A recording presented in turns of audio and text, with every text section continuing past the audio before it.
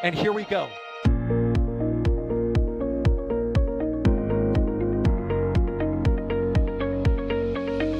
have liftoff. Propulsion continues to be normal. R68 chamber pressure looks good. Rolling up. Roger, roll, Atlantic. Water towers fly! Yes! Echo down to nominal. Flight downside FD off. Bring in FD off. Off. It's orange! 145! Oh my god! Decollage. What do you think? Put that in the big bag, 343 unfolds to go. Indeed. We rise together back to the moon and beyond.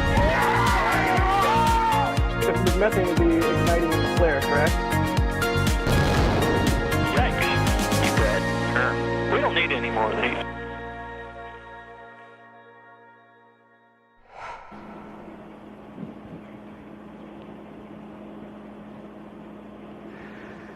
All right, folks, let me know if you can hear and see me because we've got a very cool thing to show you today. We're out here in Houston, Texas, actually down Clear Lake, across the street from Johnson Space Center. And we're going to check out some renderings of spacesuits like this one here. That's actually not a rendering. Figured we would come and see some actual hardware. By the way, I didn't ask them if I could knock on the spacesuit before I did that, and maybe I should because some people just looked at me in the background. But I'm John Galloway. We are at ILC Dover Aerospace and Defense Solutions, like I said, down in Houston, Texas, to check out some spacesuits. Now, ILC Dover has been making spacesuits for basically ever. If you saw people walking on the on the moon or doing EVAs around the ISS, say that 10 times fast, you've seen ILC Dover's work. But today, we're not just going to look at spacesuits and be like, oh, nice, little clicky buttons and switches. Look how wonderful these joints are, how mobile they are. We're actually going to try them on. I'm not here by myself. I've got Elysia Siegel with me from Intrepid Museum. Y'all know Elysia, This Week in Spaceflight, that sort of stuff. Where's Elysia at? Have we seen, I'm like hamming it up. Have we seen Elysia anywhere? Hi, everyone. I am inside a spacesuit right now. This is wild. This is an actual spacesuit. This isn't a, oh yeah, well it's just the top or just the half or something. Like this is the full suit. This is the full shebang here, minus the helmet. We'll get to that later. We'll get to that. But yeah, this is one of ILC Dover's brand new Astro suits. This is amazing. This thing is versatile. We had to do a bunch of measurements before getting in these. Well, you'll see for him to speak later. We took a whole bunch of different ones. They were saying they take normally 40 measurements for the astronauts to get in these things. We only had to do 11 today. Only 11 measurements. But they're modular, so you can change it out all different shapes and sizes, which is amazing.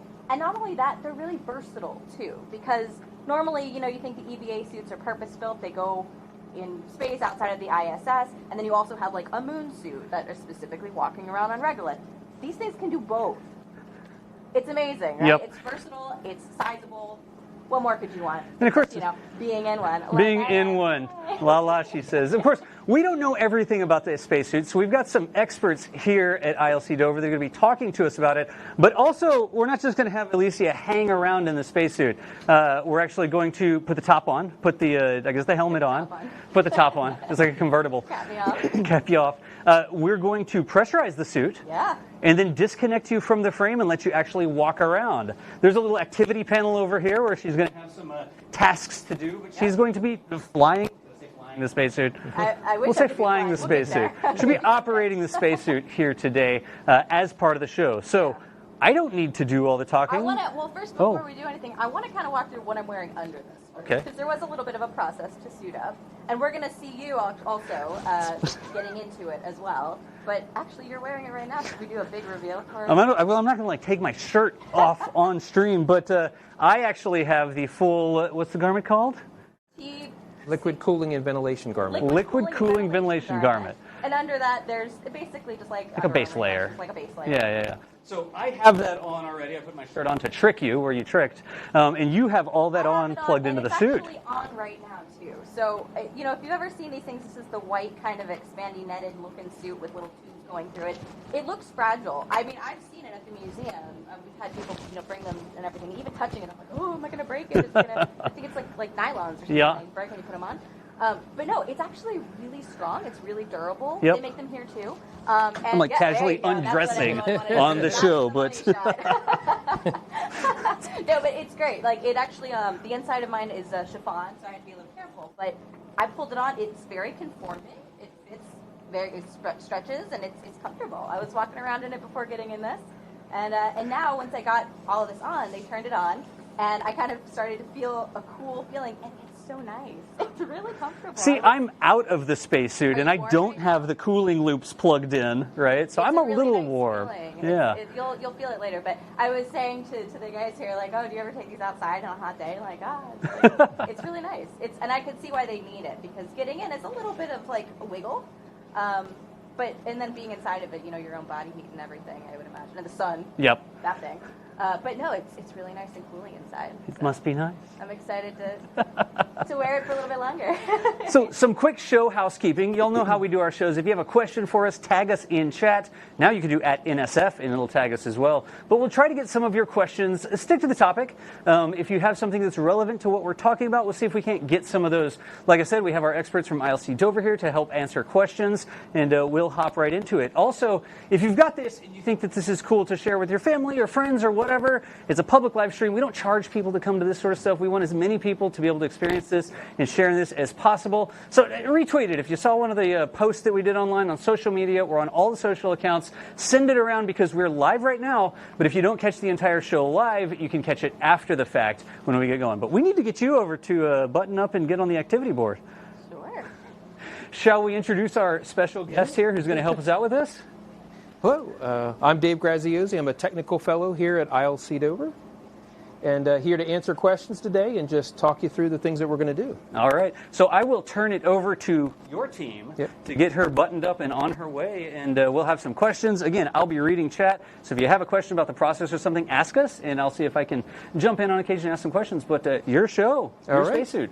Right. You guys want to come, and we'll get helmet on and gloves on and airflow going. Oh, wow. Can I talk it through? Absolutely. Absolutely. Oh my gosh. Okay, so a fan just kicked on behind me. I feel like a fan. Right. So we're bringing air into the suit. It's coming through this vent duct, right? And it's going to make sure that the CO2 that comes out of your nose and your mouth gets washed and pushed out of the suit and away from the helmet area. And you're doing the right thing by sitting back. I figured, yeah. Don't want to catch any air in there.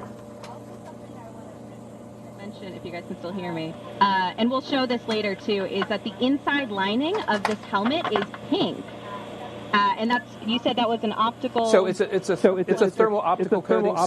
So even though we're still looking at a prototype here, it has a lot of flight quality elements on it. So the visor, I'll cover her up for a second. This is the same visor coating that we use on the EMU spacesuit that's up on the space station right now. Same coating.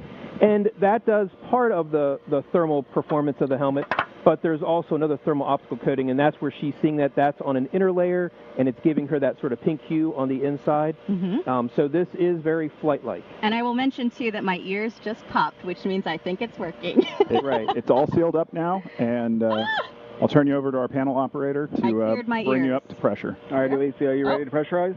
Oh, we're not pressurized yet? No. It's sealed up. You have airflow provided by the panel. Now we'll slowly bring you up. I'm going to slowly bring you up, and we'll read out 0.5 and tell me whether you're good or whether I need to stop. And since this is your first time, yeah, we'll mention that. It is. Since this is your first time, we'll go a little bit slower, but just. I'm a scuba diver.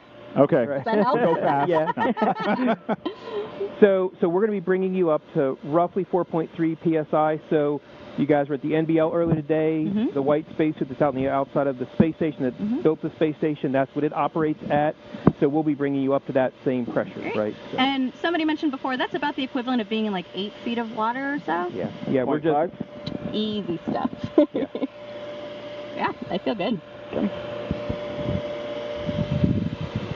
Everyone's looking at me. What am I supposed to do? Can I move or should I not move? No, you can absolutely move. Okay. Yep, and you'll just feel things, the soft goods getting a little stiffer. I do feel that. Yep. Yeah.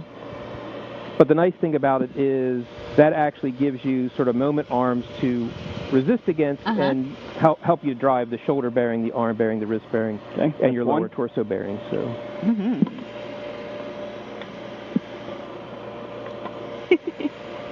So if you see me yawning, it's not because I'm bored. That's Right. how I'm popping Clearing my your ears. Just like if you're on an airplane, you know, and your ears pop, you chew gum, swallow. So that's what I'm doing. Is it easy to pop your ears? Yeah. Like you just sort of yawn a little bit, or? I yawn. I can't yawn when I scuba dive, so this is actually a luxury for me. Usually I have to, like, you know, pinch my nose or whatever. And you were saying in the NBL, for example, if somebody has that issue, there's usually like a foam. Right. So we don't, because you didn't need it today, but we have these things that are just two different styles of these simple foam blocks, and those just are one-time use. They get stuck in the location that's best for you, that you like to get to, and in the event that you need to clear your ears, you can brace your nose against that, blow into that, and it allows you to clear your ears than just doing the jaw movement. Yeah, I feel great. That's called the Valsalva device, and naturally that's the yawning, the ear popping is the Valsalva maneuver. Right. And yeah. And that's what scuba divers do too. Yeah, absolutely. Oh, I have noticed, yes, my legs. Okay. So they're a lot stiffer now. Right. So I could bend my knee a little bit more before, and now they are... Right, so you'll have good knee flexibility, and then, but you've got a hip bearing and you've got a leg bearing, so, so there you go. I gotta, like you were saying, rotate it out a little bit. Yeah, you just got to get used to where they're at relative to your body, right? Definitely feels stiffer. But it almost is better that way, I think, because, it, like you said, it gives me something to work against. Right, exactly. So I can, like... Yeah. It's great. So what you just did there, you're rotating both your shoulder bearing and your arm bearing. Yeah. And yeah. This is amazing. Do you feel like you're holding it up? Oh, good. We're good to go. We're at pressure. Like in it. Sorry. We're at pressure. I just heard. Yeah. Wait, what was the question? Do you feel like you're holding it up right now, or is it? How's it feel? So I'm attached to the back piece thing, so I can actually like squat and like hang. I don't know. Work on that core strength. Am I allowed to do that? Absolutely. Like, I can just hang. Yeah, you can, if you can bring up your knees even. Yeah, so you're actually showing them that you've got a single axis waist joint. There you go. Because I got to tilt it out too. But no, it's I mean, again, the legs are very full, like logs, you know, and my fingers also. This is really great actually, because I know we're always talking about how it's hard, the dexterity of tools, how they make the tool so much bigger to do small things, and this is really demonstrating that. My fingers are like I ate way too much salt. Right, yeah, and the reality of it is this isn't the right glove size for you. We're limited in the number of sizes. You would, if you were going to fly in space, you would have actually a smaller glove that would better fit your hand. But it still gives you an appreciation. But even so, Oh yeah, absolutely. This is not just a pair of ski gloves. Right? Yeah. This is amazing. You feel like you're like getting used to the movement, like you're able to emote a little. It rotates, right? Like there's how many different points did you say there were? So you've got your shoulder bearing, you've got your arm bearing. So you can and what we talked about, right? You can turn your arm here. Now you can lift up, and you can touch your helmet. Right, that's the helmet lights. And then can you get to this is you have one on either side. Is there a handle or? Yeah. Yeah, there's a handle a little bit lower. We're going to get you a mirror because this is first time in the suit, everybody, and you have to realize. I have to play head, shoulders, knees, and toes. So we start here by giving her a mirror so that she can see herself and start to understand. Yeah. So. Can you tilt it a little bit? Yep, and a little bit back your way. There we go. Okay. Yeah. So is that the hand? What am I touching right now? Yep. Come down a little bit. So there's one. That's a side. That's a side visor. I feel it. Okay. Side shade. Side shade. Yeah. Yeah. Do I pull that? You can. You can. I can't really. Well, you're above it. Oh. So you can pull this down. Oh, I see. Right. Okay. Yeah. Mm-hmm. Right. And then you can push that back, and you can pull the side ones back. And the side ones are. Right here. Oh, sure. There you go. Oh, yeah. So that's you have a big solar event. That's where you hunker down and you've got all of your shielding and maximum protection. Well, we do that.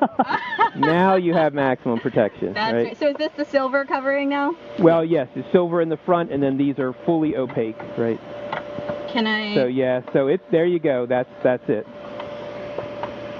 There you go. You got it. That just takes a little bit of practice. Yep. It's just like figuring out sort of like the right motion to go the right place. There we go. Yep, and there you go. So the you're back silver up. one. So that's these handles on either side. So you can use either hand. Oh, and I can actually turn my head too. That would have helped if I'm doing it in reverse. Yep. So can you talk about, I don't know if you can see my face right now even. Nope. No, we can see ourselves now. So can you talk a little bit about how, previously they were gold. Why did you guys make the switch from gold to silver now for these things? Wavelength. Right. It's really wavelength of protection, and gold and silver are both expensive, minerals, right? But silver's a little less expensive, but it really is balancing the right wavelength of protection, and this silver coating is very robust, and it's able to do everything we need it to do. Nice. And real quick, I see some questions in chat. The audio that we're using right now is all the suit comms. So the reason you can hear Elysia is because we're piping in the suit comms from these headsets and the headset Elysia's wearing. But there's a little bit of delay on that, so the mouth might not exactly match up. Here in the room, it's in real time. But if we don't have these on, we can sort of hear her. You have to get really close, and we can communicate through the suit, but we can really hear her with the headset. So that's what we're sharing with you, so you can clearly understand what's going on. But it's going to be a little desynced, just so you all know. I saw some people in chat mentioning, like, hey, what's going on? Get the full experience. It's the full inside, experience. But you don't get the nice cooling garment as well. I have a cooling garment. It's just not cool, right? It's not hooked up right now. So we can talk a little bit about the suit before we, you've done some things and looked at the upper torso mobility. You have done a little bit with your lower torso, right? Yeah. One of the centerpieces of this suit that allows us to do what we're going to do today, we'll put two different people of two different sizes in very rapidly, is what we call our hybrid upper torso. And it has a series of quick interchange brackets that allow us to very quickly change the size of this upper torso to fit a very broad population of people. And so that's one of the things we'll be demonstrating later on today. So that's unique. It's sort of an exoskeleton over soft goods. So most of our spacesuit is soft goods, but there's still a lot of hardware. You can see this is what's called a rolling convolute shoulder. And again, it's a series of a metallic exoskeleton over soft goods. And the nice thing about the joints that are on this suit is this suit's actually designed to operate at twice the pressure that you're at right now. And in our world, depending on where you're starting, if you're starting from 14.7 psi and you want to quickly get in the suit and go out the door, then if you would make that leap from 14.7 down to 4.3, you know this from diving, you would effectively get the bends, right? And you could get really hurt. So on the ISS, they do like a pre-breathe. Right. Where they breathe pure oxygen for a while? Right, exactly. And there's been different protocols developed over many different years. In the shuttle days, there was a camp-out scenario where you're camping out in the airlocks. There's many different ways to do it. But yes, in a worst case, from 14.7 to 4.3, you could be 4 hours of pre-breathe time. So a lot of wasted time, right, that could be mitigated. Now, the current spacesuit's very strong, but it's not designed for that. The PLIS, the primary life support system, nor the suit designed for that higher operating pressure, but all the more modern suits, we do that, right? So it gives that possibility that if you want to get in, get out quicker, the suit's strong enough to handle those loads. On the other end of that then, again, for people who might be wondering, normally when you're diving, you have like a safety stop, and you have to like wait a little bit to kind of off-gas some of that nitrogen. They're breathing pure oxygen in here, so that's not needed, or do you have to have anything like that? So we're mitigating that by that protocol is getting rid of that 78%, 80% nitrogen, because if we don't, then when that comes out of the bloodstream and it bubbles out, then you get the bends and you get hurt or worse. Oxygen. Right, it's pure oxygen. Right, it's pure oxygen. I'm not breathing pure oxygen right now. No, because this is just a lab environment, we're just taking it to 4.3 over ambient, and you're able to just breathe the air. Otherwise, I'd be feeling great. Right, exactly. But I mean, I do feel great. This is amazing. Right, in the vacuum of space or on the moon in that vacuum, then you're obviously you're at 4.3, and that's it. All right. And folks, I see all sorts of questions coming into the chat. I want to get Elysia walking here, so instead of stopping for Q&A, let's get her to the next part. And then when we get to some of those questions, let's get her moving, and then we'll answer some questions like, is this an ISS like floating suit? Is it a moon EVA suit? Why not both? We'll talk about some of that, but let's get her going. Okay. questions for me too, like what I'm feeling right now. Please ask. Oh my gosh.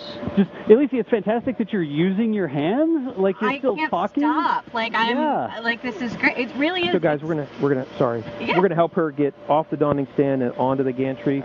So I'm actually gonna step out of the way. I really hope I don't fall on my butt, you guys. Well, we're gonna spot you. Oh, you're gonna attach me. Excellent. Love it. Right. Great. All right, I'm gonna get my legs straight here now, so I don't.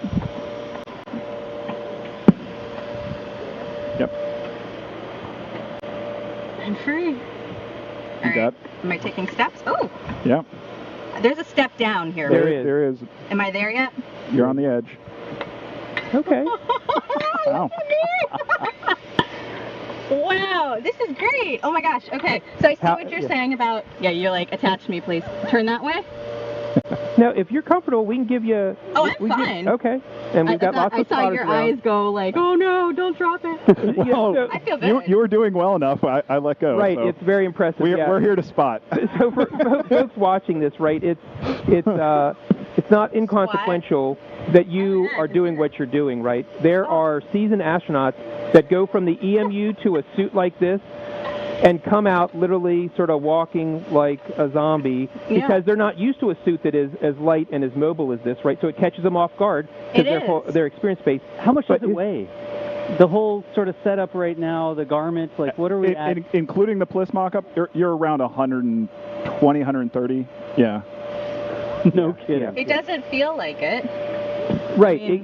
So and so part of that is, again, the fact that you are fit so well in this suit is a big part of that. The fact that that side bearing is in so close, trying to map correctly to your body, means this suit is very conformal to you, even though from the outside it may not look like that. Which is why we take all those measurements. Yeah, we do. And we have so many different ways to size the suit. Look at the thighs here.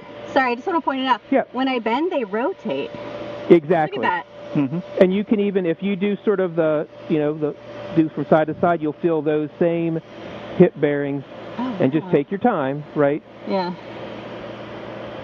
Like, I do feel like I'm exercising a little bit here. Oh, yeah. Pushing against the rotating. And you have to recognize that it takes hours of training. The fact that you came out and doing what you're doing is truly not messing around. It's pretty amazing. Guys, because I'm a natural. NASA, SpaceX, hire me, anyone. I will be your astronaut. Available.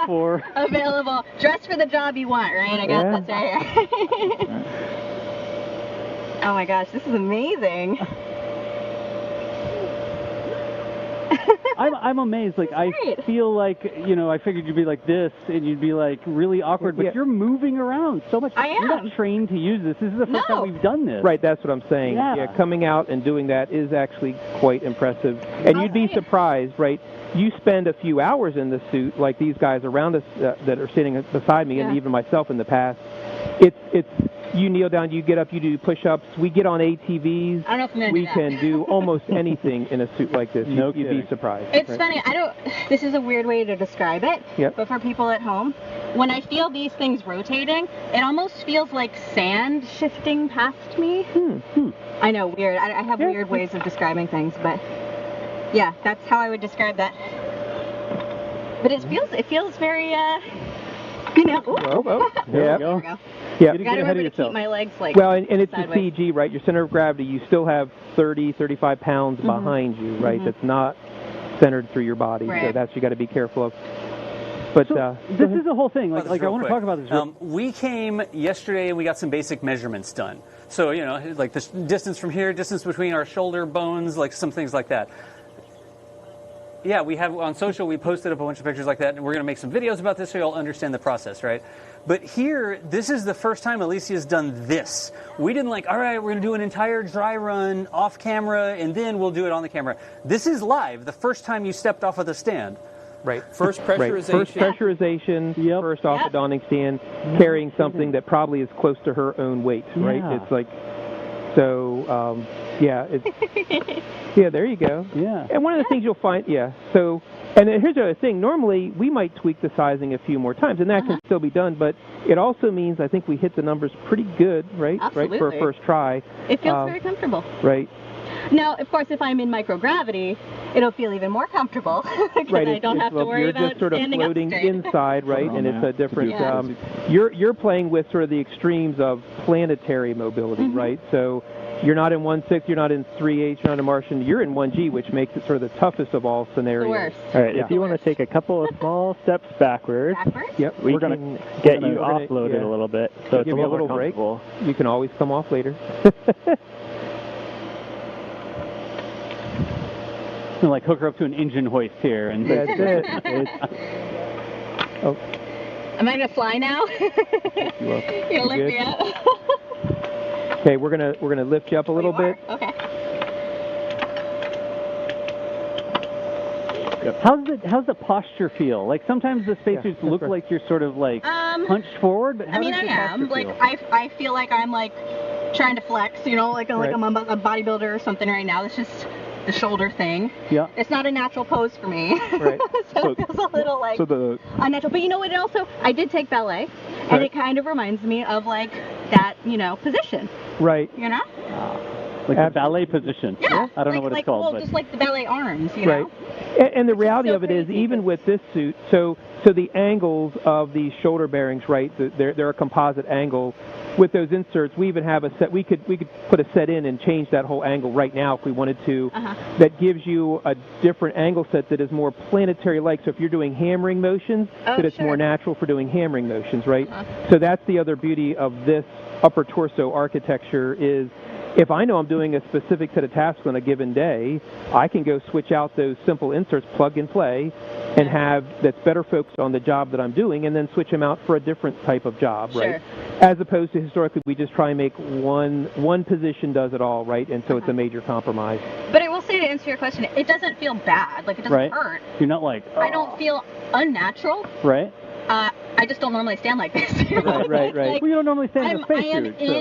I am in a pressurized spacesuit, so, but I'm relaxed. Like, I am just, like, my arms are just hanging. Like, it's fine. It's comfortable. I don't feel like, you know, people might think that your shoulders are like it's biting into your shoulders. I don't feel that.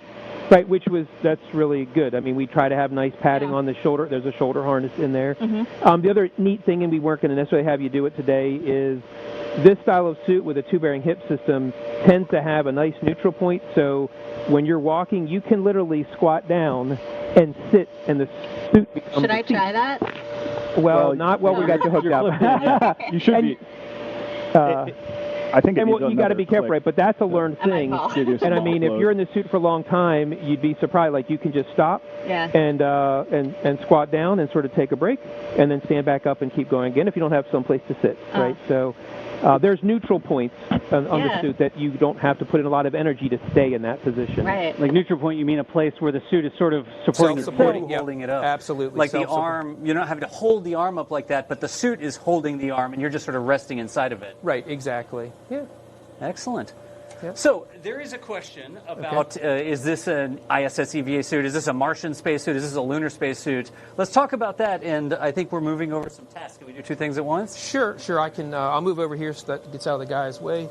And so it's going to, folks are going to be, laugh a little bit. The answer to your question, I would say, is yes, with minor changes. So the evolution of this suit goes back at least 25 years.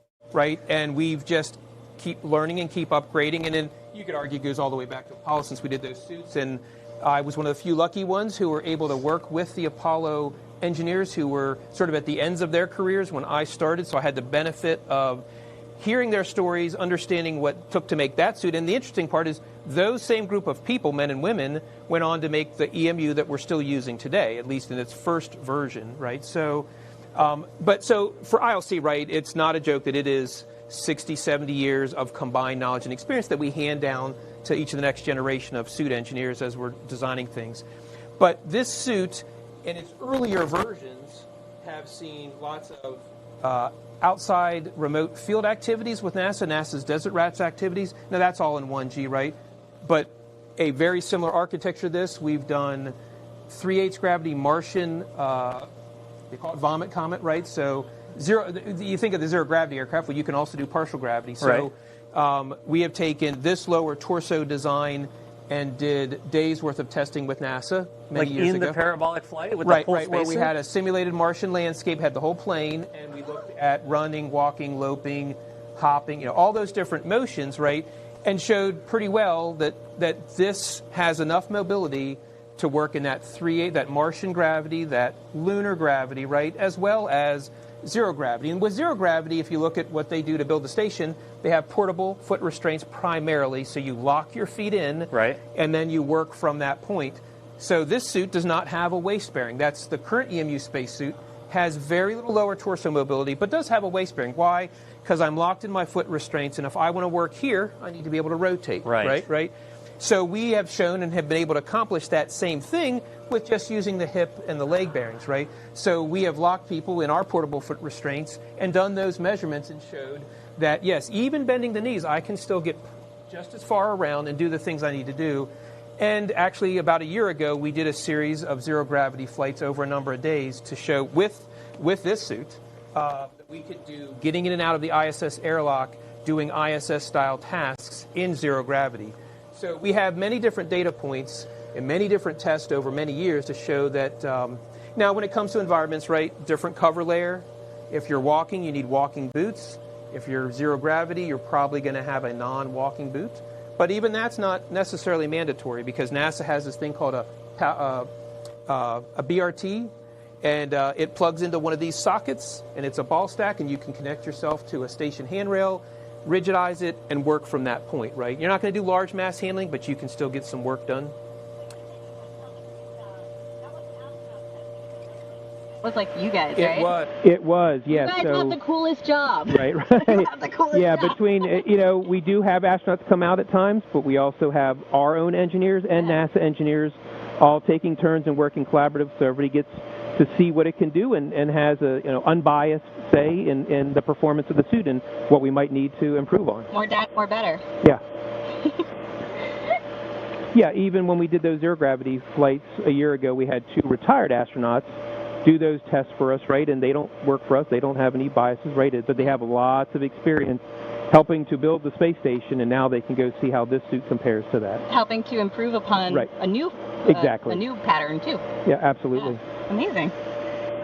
Cool. So have you tried anything yet? I've been talking away. Have you? Oh, all right. Well, let's you've got work to do. Here. Right. So we sort of talked about this one. This is a simulation, so in order to hook it, you do have to grab the paddle and clip it, and then just take it off, grab the paddle, clip it. So you can. I have big hands right now. Right, exactly. So and just. You guys see this? Oh, sorry. I'm sorry. Get out of the way. So I just squeeze that, and then you just clip it on, right? And that's all it is. And that is very similar to the tethers that they use on the ISS to keep themselves safe and connect to different things.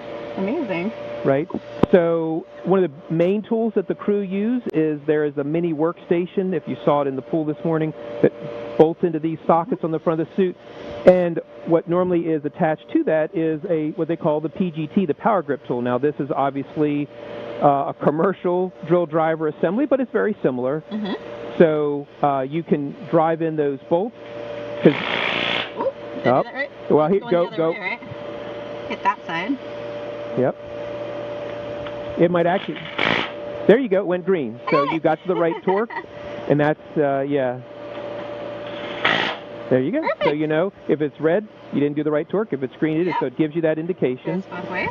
And you can go ahead and put it back there. Perfect. Now, we don't have the nice space station electrical and fluid connectors, but we just have some things that sort of simulate similar motions you'd have to do. These Baylor bars here. So you can just sort of do that. Yeah. Right. I will say the little grippy tips on the ends here are helpful also. Right. And again, these are a little big for you, so that's a disadvantage for you, but you can see you can still sort of manage, right? Are these touch screen enabled? Like, is there anything that I'd be touching like that with these? No, not with these gloves, not with this suit. We actually do have some more recent gloves that do have touch screen capability, coatings and stuff in them, but the EVA gloves today do not. And then this is a and that's just spinny wheel. Right. Spinny wheel. That's it. That's the technical term for that. Yep. And then this is just a larger tether, right? Large so carabiner. you could clip this onto there, right? There you go. Yeah. Yeah. That's about it. So, I mean, yeah, the gloves are obviously too big for me a little bit. Not too much, though. I can still feel like I can move them. But they are inflated. So I can see why having larger tools to do very small tasks is really important. And that's why they designed them that way for the work on the ISS as well. Right, exactly. And there's even, the big thing, it'll be even worse on the Moon and Mars, but the thermal aspects of it, so you need thermally neutral tools, handles and whatnot that don't conduct. If you just grabbed your steel or aluminum wrench that you use here on Earth, that wouldn't be the greatest option for up there. When we were at... Let me turn around. I like that you can turn your head to see me. Like I you like can that too. I can actually turn my head. When we were just at the Neutral Buoyancy Lab, spoilers, tune in tomorrow for that, we were talking to them at the suit place. They were saying that the gloves that you guys make, they have thermal tips on the fingertips. For that reason. So we have heaters. So they have heaters that are built into the fingertips. Yep. And these don't have that active on there right now, but there's basically where here the on-off switch would be right there. So it's just a simple pull tab. It's on or off. It's a crew preference item. Right. But if they, especially during they've done a bunch of work, they have a little bit of downtime, maybe to do their stuff, then you start cooling down. So you might lower your water flow, your cooling, and you might turn your heaters on just to sort of stay warm until you start burning some calories again doing your next task. Yeah. You don't have a lot of heaters through the suit because when you're in a vacuum, you're a big thermos. Right. Yeah. You're trying to reject that heat. So the entire suit doesn't have a lot of heating elements through it. It's really just a hand. Just the hands, really. And what we found is with the insulation we have on the suit and the at least where the ISS is at, and even the earlier shuttle days and the missions they do to do satellite servicing, you really need cooling, not warming. Now, lunar poles, that's a game changer, right? 50 Kelvin starts to sound like I might need some active heating. Right. How are you doing, Elysia? I'm doing great. Comfortable? I can do this all day. I feel like the Stay Puft Marshmallow Man, but I feel amazing. It's great. No, this is awesome. That is a big thing. I think a lot of people don't understand how much heat the human body puts off. Yeah. Right? Your body is generating tons of heat. It's like calories, right? That's it. And so when you That's it. And so when you button up inside of a spacesuit and you're in a vacuum, you're sort of retaining all that heat, just like your coffee in your thermos in the morning, right? Right. I mean, the big one that people don't think about, right, this, to not digress too much, 3 modes of heat transfer, right? Yep. In the vacuum of space or on the Moon, you lose convection. And here on Earth, convection is the biggest piece of that, right? Yep. That wind blowing and taking heat and bringing heat. So without that there, you got all your heat inside. There's no convection coming out. It's just really conduction and radiation. And radiation is the bigger component when you're up there. Yep. So we worry most about cooling. And convection is like you turn on a ceiling fan and you feel the fan blowing on you. And then here you sweat a little bit, and so you cool down a little bit. And here in space, there's no air flowing past it. Right, exactly. So there's no motion where that mass of the air would remove some of that heat. Right, and it's also the reason, everybody talks about the multi-layer insulation, right? It's an aluminized mylar decades, right? And if you had convection, you would need something more. So when we think of Mars is more of an Arctic parka along with some MLI, right? It's a whole different environment because there's just enough atmospheric pressure that it's a bit of a game changer, not in a hard vacuum anymore. Right. All right. Well, what, Elysia, I feel like you want to, keep hopping around here forever. I don't know about hopping. Not hopping? It's great. This is awesome. I have to say, the first time I got in this was literally 10 minutes before we went live. We made sure we could get her into the suit, and then we went live. That was the order of operation. I'm a pro. But no, it's like getting into, we'll see because he's going to do it, but it's like, it's tighter than you think. I just imagined that I'd have a lot of room to move around, and I do have a little bit of room to move around, but that's not necessarily a good thing to have a lot of room. Like you were saying that if you, so this is a good thing to mention, right? So the whole issue about having different sizes of the spacesuits or not having them available for the women that were up there that one time.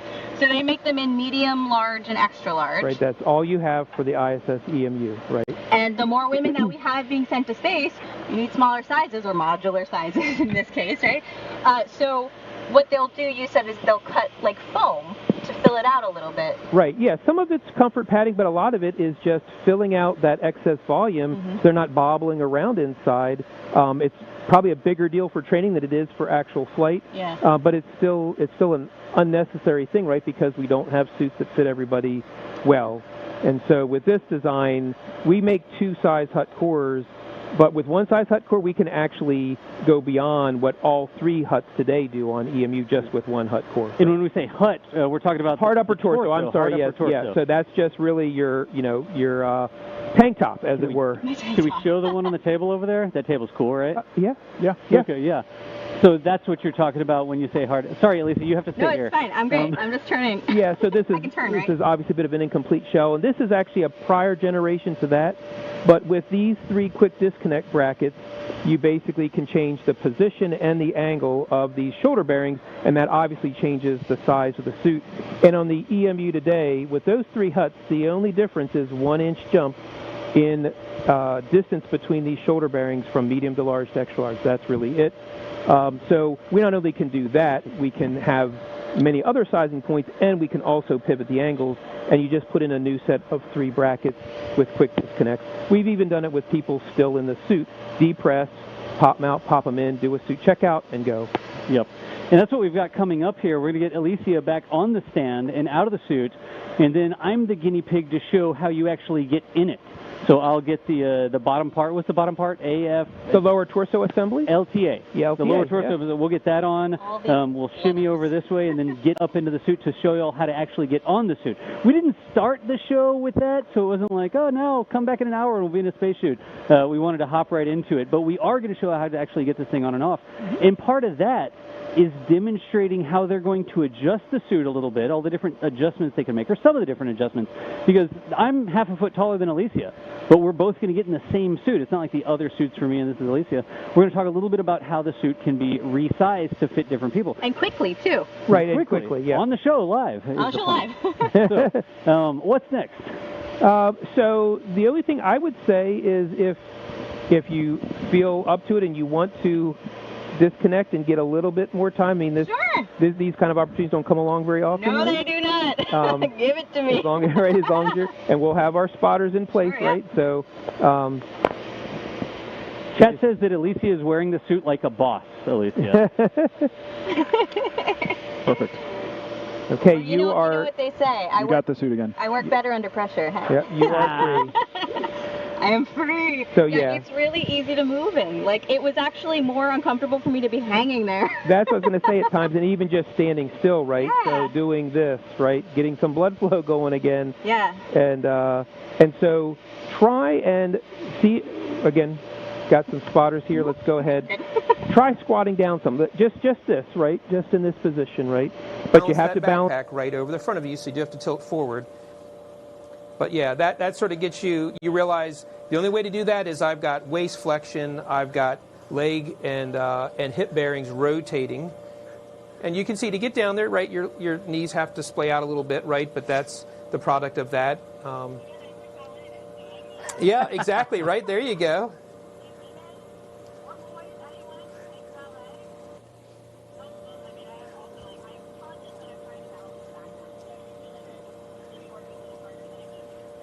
Yeah, I was going to say, the folks that do best in the suit, especially like you right out of the box, have that self-awareness, right? Where my body's at relative to this exoskeleton. That will never be perfect, right? My shoulder will never be centered over my shoulder perfectly, right? Yeah. And so then how do I drive that? How do I balance all that? So I will ask the experts first. Could she touch the floor? Like, could she pick something up, or does that take extra training? So in 1G, the challenge is she has the mobility and obviously could probably do that, but it's if she gets down, right, like this, right, then in 1G, yes, and I go ahead and pick something up. The problem is I have to learn, and it takes some time, and I don't know if we want to do that on live air, right? Is you have to center yourself over this leg, and you have to lift off that weight with one quad, right? Gotcha. Now you're in 1/6, you're in 3/8, yeah, easy peasy, right? In 1G, it's a challenge, even for bigger guys, right? Now once you learn it and you figure out, oh, I can get down here, and I can spin this hip bearing out here, and I can get more comfortable. It just takes some training. So, yep. You want to try it? Right. We can spot you and you can try it, and as long That as is up to you, because we didn't practice this. Right. And, She's doing good so far, but as long as our viewers realize this is like first time training. This is the first time, untrained completely. But that was actually a chat question. Yeah, let's Could do you this. touch the ground? Yeah. Right. So one of the things we start with first is Hold on to this? Yes, he'll brace it, and you hold on to that. Which knee should I put on the ground? So whichever one is your stronger one is what you want to leave up. Okay.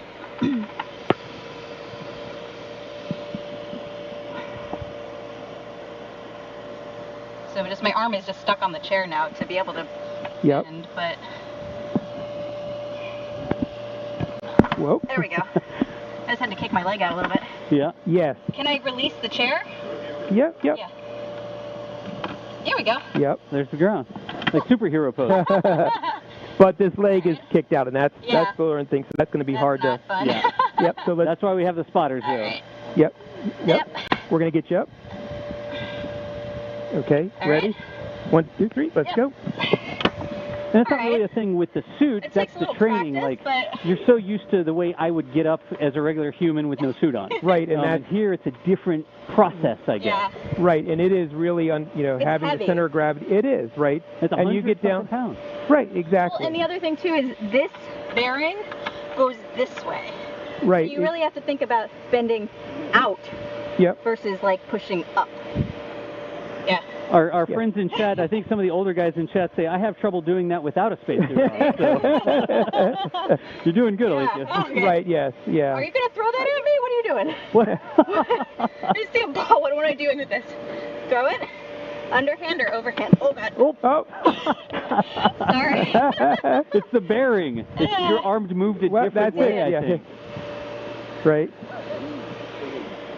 Yeah, there you go. Hey, there you go.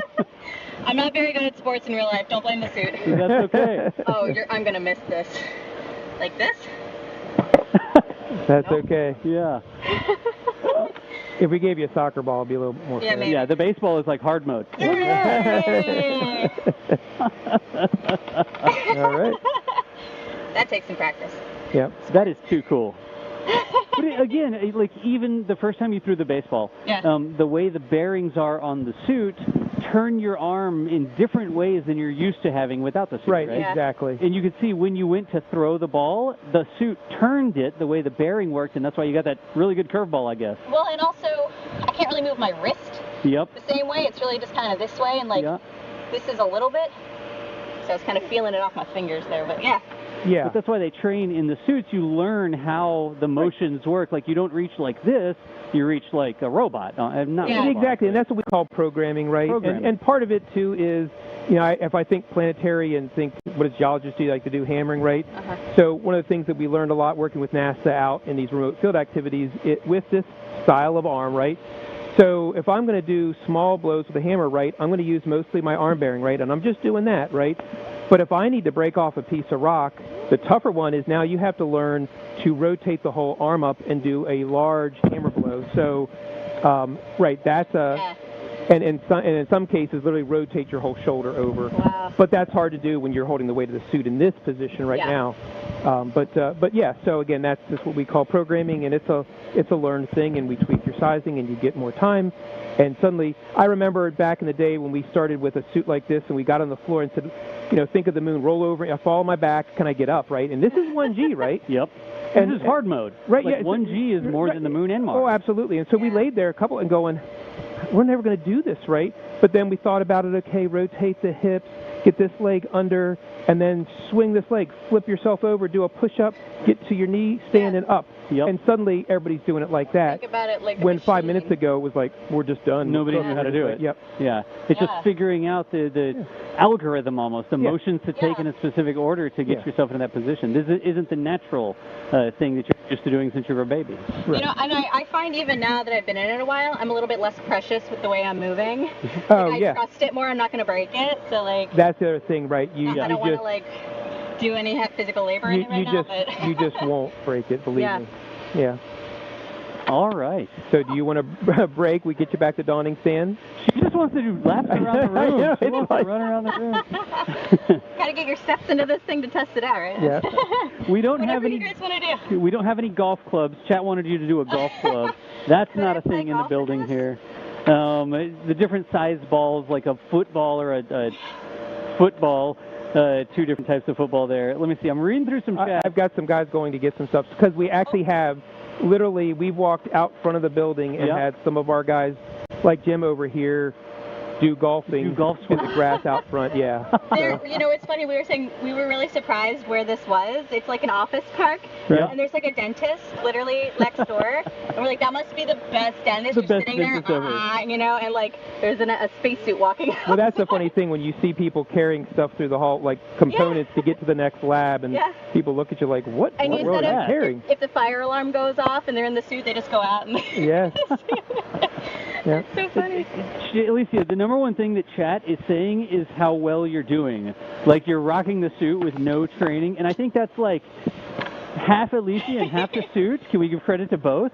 Sure. She's like, that's okay, 90%. Good job, ILC Dover. I mean, you guys, you've made something that is very versatile and very wearable, and yeah. It feels like it all makes sense. Like, you're already doing motions and you're talking with your hands and stuff, and it wasn't 80 hours of training to figure out how to move the arm. You just got in it and well, you figured it out. I'm testing it out. I mean, I don't get to do this every day, right? Yeah. So I'm trying to act like myself. I mean, you all know me. I gesticulate a lot, and like I'm very expressive and stuff. Yep. So I'm just trying to be myself in this, and.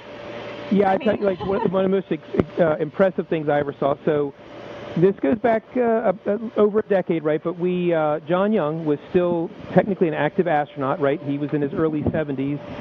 An earlier version of Astro, we finished it, and we said, hey, would you mind? And we got NASA's permission. Would you mind coming over and trying it out?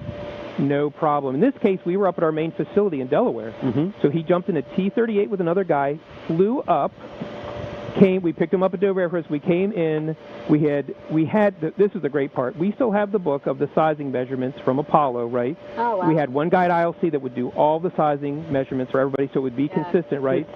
We went and took his measurements, like no lie, everything. Not just linear stuff, but your circumferences, your weight, like the same as Apollo. Like the guy was 70 and just perfect, right? So we get him in the suit, right? And again, like I said, some people come out very timid. John Young at, I think he was 72, literally he cleared the donning stand and he did one of these. One of these, like, it was like that. And then he walked over to one of our busy boards and it has a bit of an angle to it. And he starts doing these like in-air push-ups, right? And and we're like, okay, just take it. He's like, no, we got to figure out what this suit can do. Wow. And obviously, his previous experience was walking on the moon, and some other stuff later. But great experience, and he was just this perfect example of just really self-aware, very experienced. You don't even have that experience. You didn't go walk on the moon. No. And so it's like it's no lie that you came out and are doing as good as you're doing. It's actually truly impressive. Right? I can't reiterate that enough. Like, it's not like we had a whole run through and we practiced this to look good on camera or anything. Elysia literally got in the suit for the first time, made sure she was comfortable, and then we started the show here. Yeah. That's too nice. All right. So, chat, now's a great time to get some more questions in. If you have questions in chat, tag us at NASA Space Order. You could just do at NSF. Also, if you're just getting caught up, we are at ILC Dover Aerospace and Defense Solutions. We're in Houston, Texas, right across the street from Johnson Space Center, where they've been working on the suit prototype here. And they invited us out today to show you how this works. We're not just looking at suits. Elysia is actually in the suit right now. I'm in it right now, pressurized and all. Look at me go. Oh, too cool. So we talked a little bit about what's the difference between a floating in space, ISS-style EVA suit, versus a ground EVA suit. This right now, is this one set up so that you would walk on the moon or float around the ISS? It could do both, but I would say just if more lunar, right? Because we actually have a pair of walking boots. Right. Now, again, could you free float in space and still use those boots? Yes. Sure. But those are designed so that you have walking ability, so they will flex when you go to kneel down. And so that is sort of how it's set up right now. But we did zero-G flights with both kinds of boots, right? So it can do either way, but you're not going to lock yourself into those portable foot restraints like NASA has with that type of boot on. Does this have more protection on it that wouldn't be needed, let's say free floating or at the ISS, or does this have extra protection for like lunar regolith? Or no, that's one thing that this does not have right now. So this is the cover layer. This is the same materials that we use today for the ISS EMU, and the reality of it is, especially if you're going to do long duration, not just a 3-day on the moon, then new materials, and both we and NASA independently are looking at those new materials, special coatings, special fibers, just to be more durable and handle that lunar regolith that is very sharp. It's silica based, so it's very abrasive, right? And so, we've done tests before with NASA, literally pouring lunar regolith, into the glove, and then they set up areas where they would dig and they would rake and they would hammer. And honestly, there's some reports on that are in the public domain, and they did really well, right? But that's not something you want, right? You want to get that protection, and that was something for like a long duration lunar missions. You need that extra level of protection. And I asked this yesterday too. This material for the neutral buoyancy lab, for example, like the EVA suits. I know it's like the current version they're using on the ISS that you guys made also. But I was asking, is there any sort of like water protecting coating or anything? And you're like, nope, this is just this material. No, we build, like for the current ISS EMU, right, we build those as Class 1 flight suits. NASA decides, do I want to just use it as that, or do I want to downgrade it as a training suit and use it, and so that the crew train as they fly in those same things. It's exactly the same, and the materials hold up to the chlorinated water. But again, the folks that manage that stuff, they get them out of the water, they get them all taken apart, they dry overnight. And but the materials still hold up for many, many, many years. And it's still airtight because it has to be. Yes, exactly. That's the whole thing. Yeah, it works both ways. Yeah. All right, should we start Elysia back towards the stand? Shall I doff my suit? Doff the suit. Doff my suit. It was the donning station, not the doffing So I would station. turn. Yeah, all right. So start, turning to your right, and we will guide you back. And when you reach. Walk backwards? Yeah, no. You can just walk forwards, and we'll have you turn forward. Once you get up onto the. Yeah, we'll have you turn back the other way once you get close. Like detangle the before cable. Before you step up, turn around, just like that. Perfect. Now you're going to take some small steps back, and you're going to have to step up back onto that ledge. Your heels are right again. So there you go. You're up on the right. Now left. You're like a natural. Awesome. All right. Now lean your shoulders back a little bit if you can. And now, if you can, try to pick the suit up with your shoulders just a little bit. Okay, we're good. Okay. There you go. You're locked in, so you can relax. I got to ask really quickly, Elysia, do you have like the outro to This Week in Spaceflight memorized? I got to do it. Yeah, can I Could we record one? Can we do it real fast? And can y'all get that? I'll do the intro and the outro. Yeah, do the intro and the outro. Hold on, I got to think. Okay, ready? Who am I looking at? You? All right. Oh, him? Or can you come over this way? Okay, ready? Oh, as always, we'll have all that and more this week in spaceflight. Okay, and I'll do the outro now. Ready? Wait. I gotta remember my hand things. What do I say? What do I say? How do I say it? I already forgot. And that's your weekly update. Okay. And that's your weekly update of spaceflight news. We'll see you all again next week to recap this week in spaceflight. Did it work? I didn't want to forget that. Like, we recorded the audio 8 different ways, and I didn't want to forget. That was fantastic. No. Oh my God, it's amazing. Thanks, guys. Good call. Oh my gosh, this is so much fun. Okay. How are you doing? Are you still comfortable? Like, cool? I feel good. I am definitely building up a little bit of a sweat. When you start coming down? And I blame gravity for that. Right. Gravity. Because the cooling suit is wonderful, and the little fan, circulating everything is wonderful, and I can see how if you don't have gravity to work against, this is great. This is amazing. It's very comfortable. Nothing hurts, though, no. Gotcha. So now we're going to go through depressurization, right? Oh, correct. Boy. Okay. What do I expect for this one? Your ears pop the other way, or your ears I don't know. pressurized change? So I'm going to come down slow. Okay. If you need me to stop, let me know, and I'll stop so we can settle. Okay. But like I said, I'll come down slow until you say otherwise, and I'll read off again at 0.5, and just let me know how you're doing, okay? Do I just keep clearing my ears? Yes. Okay. Nice. So another question that I saw come through here, in Elysia, if you need anything, just sing out. Somebody asked. What song? What do I sing? Oh no, just like say Go something. Somebody asked, does it only come in white? But I think that's part of the trick here, because this is your Astro Commercial suit.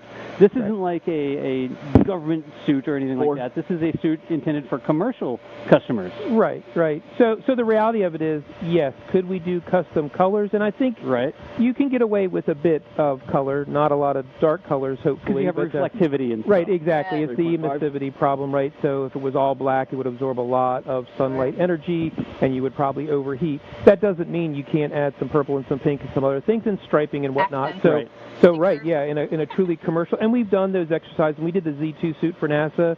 We did a red, white, and blue cover layer, but we did do a flashy black cover layer with RGB LEDs and other things. And yes, you might not fly. LEDs? Yes. So we had it up like underglow, like a computer case. Right. So, and we had it set up. So our two NASA technical monitors, one female, one guy. She loves pink, and he was more blue, right? So we had it set up so that if he got in the suit, he could switch over and run all the LEDs as blue, and she could get in and just flip it to pink. So but it was with a black background, and so like Sleeping Beauty's dress, just change colors. Nice. And it's funny, some of the things that we've played around with is even the small things. When you think of the current ISS EVAs, there's EV1 and EV2 normally, and they have striping on the suit, so you can tell without seeing them who's prime and who's EV1, who's 2. One of the things we did out at Desert Rats when we're doing especially night runs and you're out in an open area is we use fiber optic markers, so backlit fiber optic markers that either said EV1 or EV2, or you could do more with that. So we did use that because especially if you're going to do night EVAs on a planetary surface, and you think about the Apollo experience, right, where they were near the edge of a crater and didn't know they were there because there was no frame of reference, right? Slowly exhale. Hopefully we'll have better ways to navigate on this next trip. 3. Okay, there you go. Oh, wow. Coming back up. That was a weird feeling. So to depressurize the rest of it, you disconnected the glove or hand? Right, because it's the last thing they attach to. Really? It's the smallest opening. So we'll get the back pressure down to about a half of PSI, but there's still that little bit of poof, that air that comes out. If you did it with the helmet, it would work, right? But it's going to be a little bit more. That's a much bigger area. Yeah. So we do it with the smallest possible opening to make that leap from half PSI back to ambient, the least on the person. And I saw the question come through chat. While she was pressurized there, she was about 4 PSI difference in ambient. Like right, 4 so PSI 4.3, just like the current QMU. 4.3. So we take her, if we're at 14.7, and we pretty much are at sea level here, so we take her 4.3 above that. So her absolute is 4.3 above 14.7 if you add those two together. That's like kicking your leg on the swing right now. Like, but see, now I can do it. Yeah. Do it when it was pressurized. Because it was more like filled up. Yeah. But not that much. All right. And folks, continue the questions here. Like, keep the questions coming. We're trying to answer as many of them as we can because we're live right now. We are at ILC Dover here. It's a real spacesuit. It's a real Elysia. Not CGI or anything. Not AI generated or whatever. But we're trying to answer as many questions as we can for y'all. But coming up, we're going to look at some of the adjustability of the suit so that we can change exactly how long the arms are, some of the chest measurements. They're going to talk us through how this suit can be adjusted to fit me, and then you get to see me try to get into it as well. So that's what's up next, right? Yep. Okay. They're a little sweaty. So you're dropping my pants? Oh, I guess for the moment, yeah.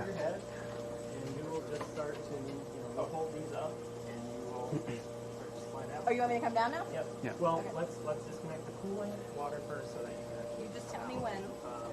So let's get this. Are these orange like Arianespace Oh, sorry. right now? Yep. Going to have to tell them, excuse me. Sorry. Going well? Talking about what you want? Okay, cool. You ready? All right, here we go. Watch your head. Ta-da! Great job. Oh, that's that. Oh, there goes the... Oh, watch your head. Come forward. Yep. And there we have it. Yep. Space pants. And you can sit. We'll turn around and we'll You can shimmy down the pants a little bit. Yep. And we'll sit Oh, they down. just come right off? Yeah, just shimmy it down, then you can sit down, and we'll pull it the rest of the way off of you. What am I pulling down? It might be on these little vent tubes, but just keep on going. There we go. Yeah, you won't hurt the suit. There you go, and just go and sit like normal. And sort of pull it off from your ankles. So can they get a shot of the inside of this too to see? It's very like not plasticky, I guess. Yeah. Rubbery kind of, but not rubbery because I can slide right in. But it's steel. And the shoes are literally just like boots, and I'm just wearing socks in it. So they were a little bit big for my feet. My feet moved around a little bit, but very comfortable just in general, the whole thing. And this too, like it looks so fragile, but I feel Comfortable. durable. Like you can move around. I don't feel like, oh gosh. It's like comfortable and like, yeah. Yeah. That was amazing, you guys. Thank you. Oh my That gosh. was great. Dream come true. Check bucket list. Like, holy cow. Yeah. Chat cannot get over how well you did. Like you were natural in the suit, it looked like. So that was the #1 comment. True. Thank you. Thank you all. All right. Now That was what great. are we doing? Cool. Can I take these off my hands? Or kind of Yeah. Yes. Okay, let's put that there. Cool. I can see how that would. Yeah. I guess I it's need to really take this fabulous. off. I feel like if I wasn't just, like my own muscles so much, I'd be less. Give her this one. It's not bad. Okay. Elysia, here's another mic for you. Okay, so we're swapping out now? Leave that one on because that's D, and then this is us. Got it. Okay. And you have one for inside too? Or no, I have this one for now, but your thing won't be on. yeah. Then we'll switch over. We'll switch back to the suit comms. Good. All right. So I guess I'll take this. This is amazing. Thank you so much. Sorry. Are we still live? Yes. Oh my god. Okay. Fine. So I should keep talking. Suit takes care of all that. The filler. Oh yeah, so they're swapping out the parts now, right? So Das is, he's got slightly longer arms. So they're going to be swapping out the arm pieces for it to fit him a little bit better. Oh, that's okay for the chest. Yeah, so that's these three. There's three of them, right? Here, yeah. Do you want? Control that shoulder bearing. I got you. Yep. Yeah. Those three brackets control the shoulder bearing, and like we said, we can make any configuration of these brackets, even if you had multiple for one crew member, and they just unclip inside of here, and now we have a little bit of more movement of that shoulder bearing. And this sort of moves the like the distance between your shoulder. You can move that. Exactly. So that's where the different sizes, right? Is if you want better or better performance or a better suit fit, we'd want to get that kind of sized right for you, right? You kind of find a lot of crew members want to kind of downsize as much as they can to fit in really, really snug. So that's one adjustability. Is there a technical name for that distance or that adjustment? It's the Q point, and it's based upon. Yeah, you're good. So that distance is called the Q point, and it's the hypothetical position at the center of your shoulder to the opposite shoulder. And in design of the spacesuit, it's the plane and the center point of the plane at the inside of the side bearing. Engineering ease. Well, the Q point is something that has just been termed that, but the psi is actually, if you go to older bespoke tailors, the psi is actually the seam where the shoulder attaches to torso. Like if you're getting a suit made, like not a spacesuit, but a business suit. The psi, which is what we call the psi bearing, is actually termed after that seam in the. I think that's like SCYE or SCYE. SCYE. Yeah. Sorry, did I hear you say that the only thing you swap out is this? So you can to change the psi distance. Right. There's three of these. There's three of them on each side. Around on each shoulder, but then additionally you have each modular component has adjustability as well. So even on this fixed lower arm section, we have these little cams in here that can start doing like micro adjustments. So each one of these cams, I believe, does a 1/4 inch. Right. And then you stack those up, and I have a 1/2 inch difference. And we call that veneer sizing, which is like a veneer caliper. So But I'm still, wait, I'm the still, little fine adjustments. this part though, to change the chest area, this high, it's just these. So if you take literally in your pockets, these, you can change out different show her. sizes. This is the little case that you would take with you, right? This could be like a that's a custom new hut size. That's a new hut size. Right. Yeah. So one of these is just one of these. That's so easy to just like have as like a backup. You know, you can just instead of like, oh, my spacesuit doesn't fit, I can't do this. It's like, well, let's size the spacesuit. Or you know, as on the 6 months mission to Mars, you know, you get a little bit hungry and you need to go up a size. It's good to have adjustability.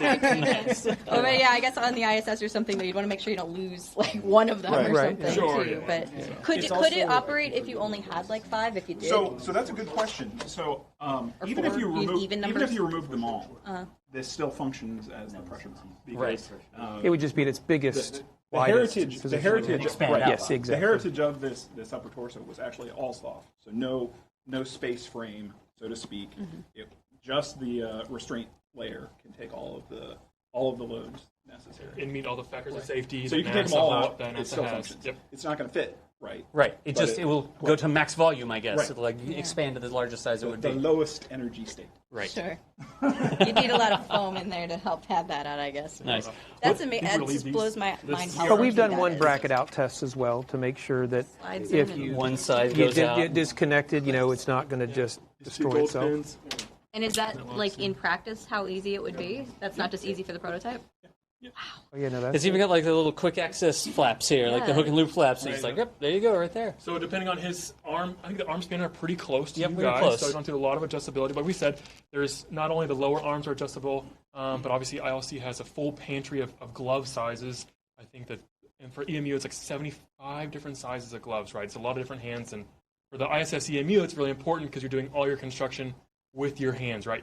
You're walking with your hands, or translating. Oh, yeah. You're not walking around on the moon. But you do walk with your hands. Like you move yourself to the next position. Right, so you don't walk. So gloves is super important, especially on the ISS. But yeah, you have lots of different sizes as well. There's just additional sizing components. But I think I think you should be ready for you to get in. Close enough for me to get on? Okay. Yeah. I don't make spacesuits. LTA is ready to go. All right, Jason, do you see my LTA over here? So what do I do? Do I like come around the back? We'll throw it on the ground. And I go this way, huh? Should I give this to you for a moment?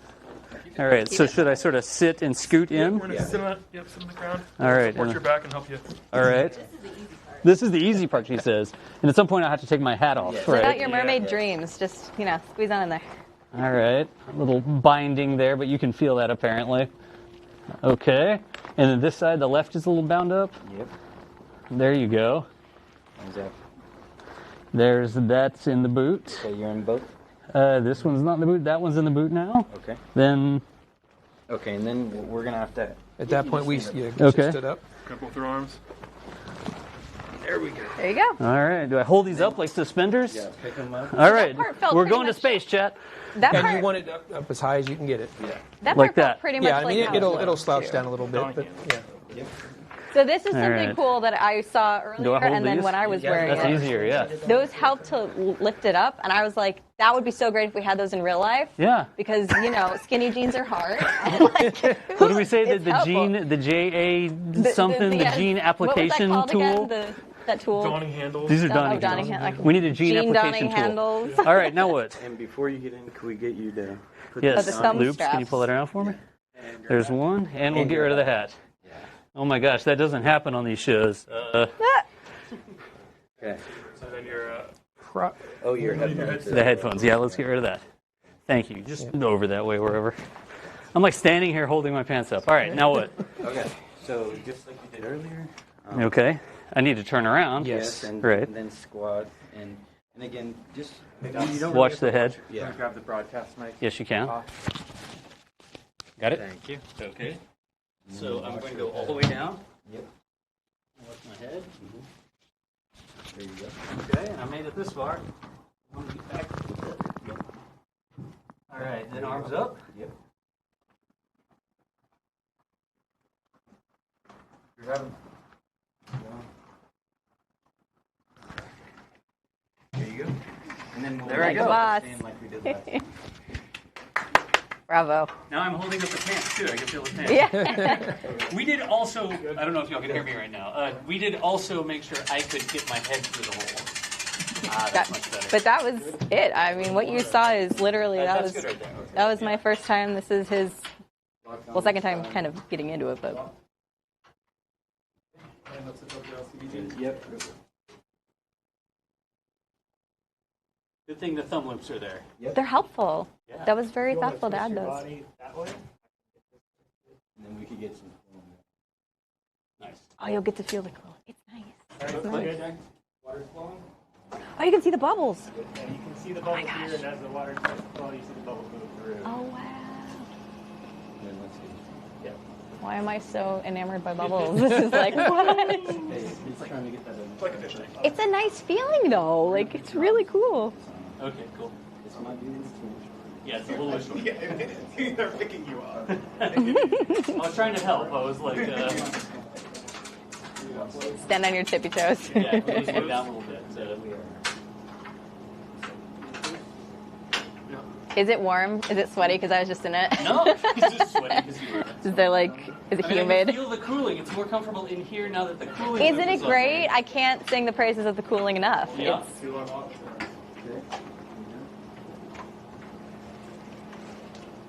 There might be pressure between your shoulder and No, it's not bad, but I can't. My feet are bottoming out. Okay, So I can't give you any more. You know. Okay. Well, if we wanted to, real quick, we could put the cam right here. Really quickly. This is the quick adjustment part. Yeah. Right, yeah. but so, this is a great demonstration to show you just how quickly, like, this actually right, happened in either a side pinch. of the knee, you got about 3/4 of an inch top box. You can do an inch and a half almost. Quick Wow. quick throw with that. I think that'll get it there, like, because I'm about a half foot taller than you, right? Yeah. Yes, taller, I don't know. You're taller than me. We could refer to those sheets We have that's on the worksheets, measurements. like, We we have the have worksheets, measurements. so They let exactly us. that's all we are. The cooling is quite nice. Isn't actually. it? I know, everyone's like, enough with the cooling, but like, no, really, guys. Until you feel it, really it's nice. great. All right, so now y'all just made the legs a little longer, right? Yep. Look at that. Magic. Hey, it actually hits the bugs. 1 second. Is it that simple? It just that thing that clicks, that's it? Yeah. How? There's a lock ring inside, and it actually translates and squeezes it and fills in a groove on the other side. So, yeah, it's a locking mechanism we developed a long time ago, actually, but have updated it recently. So, it's Is that the only one that's like that, and the other one's kind of twist the helmet, on? the helmet and that have the same lock ring design. So have that same latch and that same design.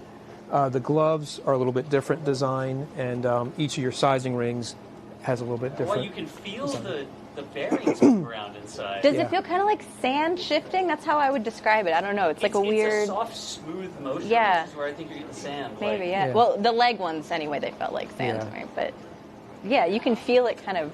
I'm like doing the rotations right now. Like you can feel it kind of turning, and I think it's you work really with it. Smooth rotation. And I think it maybe has so much contact area. Yeah. That it feels like that. Like it's got that smooth sort of. Yeah. It's not gritty. It's not like a gritty sand No. thing. It's more like it's got a little resistance. A right? little resistance. Yeah. It made me a little sweaty to have to push against it. But there's no lubrication or anything. No, there is. There is actually special lubricants in each of those that are actually won't boil off in the vacuum of space rate because there's environmental seals, but those don't keep that vacuum from getting in there. They just keep the dust and dirt from getting in there. So and they won't leak into the suit either. Right, with exactly. the So yeah, it's a oxygen. very specialized oil in this case, but it lasts a long time. We use it very sparingly, but it gives you that very smooth motion and it's I hope vacuum you have stable. fresh gloves because mine were sweaty. Fresh gloves, yeah. Fresh gloves. not Elysia. Sorry.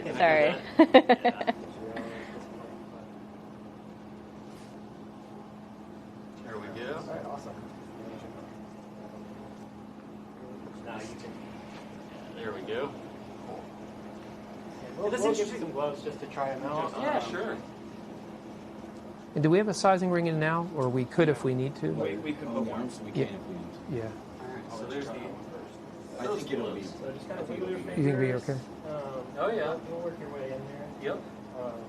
And since we don't have the arms maybe sized perfectly for you right now, I don't know if yeah, I'd have to pull my shoulder back a little bit. I can get this close. You can feel how the you know, bearing movement is going to be. So that's locked right there. So that's and I actually feel that twisting. Oh wow! Gauntlet would normally cover this part of the arm. So Yep, that to cover part it there up. isn't just kind of just shining out in space, but That's why I was moving my arms so much, because it's a cool feeling. It is a cool Feels feeling. Plus, it's got some momentum, like that my hand doesn't normally have. So you feel like there's how that works. No kidding. Yep. All right. And I can tell, like, this is the arm's a little short. Sure. But there's adjustment in there where you can go and you can make it a little longer. It's not like you have to go and get an entirely new suit. The problem might be if we went to put the other glove on, right? You're a little shifted over. Yeah, there. shift. So That's a good one. we could get this side on. If we try to get both sides now, you're like, ugh. You know, so. Yeah, I just want to hang out in the garment for the rest of the show. Can I do that? Like, y'all do the show, and I'll just be in the cooling garment here. Can you do the sit thing? Can you hang? Yeah, I mean, I can. Isn't it fun? I can pull my legs up, and it doesn't. Wow, like. Because Yeah. it's holding you from the back. That is definitely the core strength, like the. All right. So- What else do we want to show on the suit? Well, do you feel like it's good from that the side bearing? You can take a full deep breath, not Oh, keeping yeah. you. You're in good. Yeah. I'd say we leave them right. Just leave them here. Right. We'll just leave them here the rest of the time. It's fine. It's interesting. I can touch my hands together, right? Like I can reach my hands together. Right, and that'll change a little bit when you're pressurized, pressurized. But you should be able to reach well across Yeah. and well across, right? Have your work envelope be very easy to get to, Yeah. right? We didn't talk too much about that. The work envelope is sort of this area here in front of you. Right, You exactly. can't reach over there to work, or you don't reach up there. You're like, this is your work area here. Right, and if you need to get over there, obviously you'll rotate those hip bearings and you'll get over there, right? Yeah. And there's different schools of thought on that, right? If you're in portable foot restraints in 0G, we try and with the EMU spacesuit have a very broad range of motion, right? So I can get around that, has that waist bearing and whatnot. You know, if you were on a BRT, which just clips on, then that is I'm working here, and if I need to work there, then I disconnect and I go work over there, right? So it just depends on what you need to do. But obviously, then if you're in partial gravity and you're walking, then that's just like walking around. You go where you need to go, and you kneel down, you pick things up, you squat down, you do whatever you need to do. Do the whole thing. Yeah. All right. So while I'm in here, is there anything else that we want to look at? Or in the interest of time, we're not going to go through the whole process again. We may have another demonstration here, but we Right. wanted to show the process of getting into the suit. Sure, I'm game. Oh, can we show the inside first, though? That red, that yellow, or what are all these lights? That rose color, yeah. Because we were talking about how it reflects and everything, and you can actually kind of feel like Right, you can feel your body heat. Yeah. Yep. So it retains your heat internally, and it lets the outside stuff from getting in. How's that? Yeah. Sorry y'all couldn't hear me. We didn't turn on the comms headset there. Yeah. Okay, do you want to start? You want to turn the air? Yeah. Yeah, I can. Yeah. The air going. We need to turn the air Yeah. I'd appreciate that. That's not one of the live mics. Oh, wow. So yeah, now you. Is that good or bad? Okay. Oh, yeah. Do you want a live mic?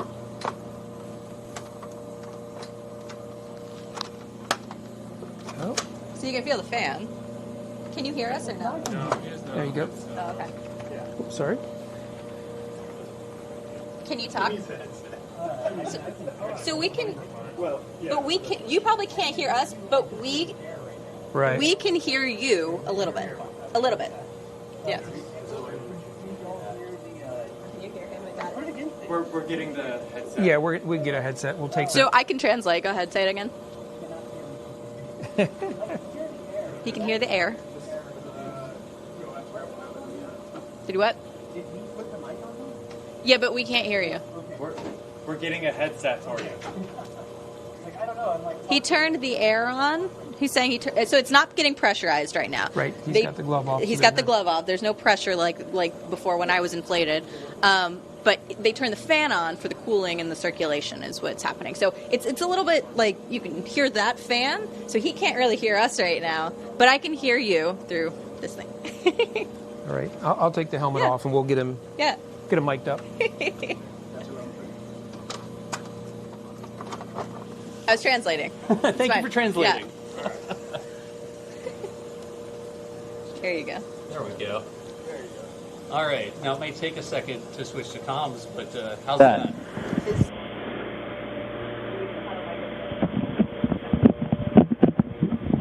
So yeah, no, I mean we could hear you a little bit through there, but you couldn't hear us. Yeah, you have to be like right next to it. And with the air, I can't hear you. You've got a headset behind you.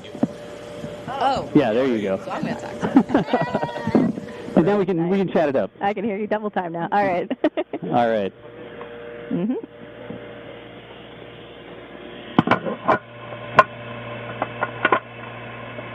Nice.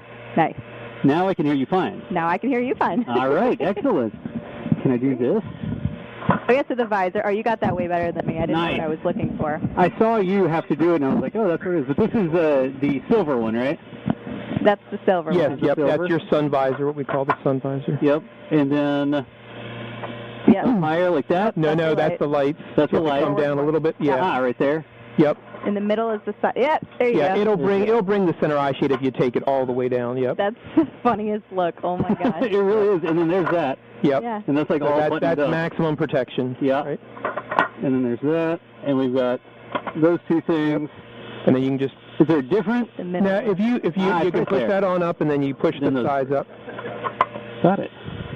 Elysia, this is cool. Isn't it? Isn't it the coolest? You know, the craziest thing is how much I can move my head around. Yeah. Like, I'm so used to seeing, like, some new spacesuits, and the astronauts are like, they look like zombies. Just like this. Yeah, they're like, their torso is fixed. But here, I'm, like, looking around. I feel like I can look, and I can even, like, lean forward. I was making faces at Dee during the broadcast.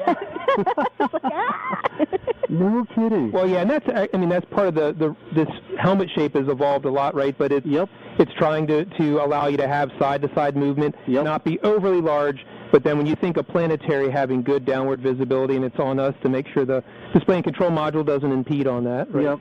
I was worried like my face or my nose would hit the front. Oh, yeah. No, and I don't feel like it's there at all. Like I'm able to move around, and I can look, and I'm not bumping my head against it or leaving greasy marks on it or anything. I feel bad about that, but I haven't accidentally made contact. It's like it's not even there, except for the echo. That's so crazy.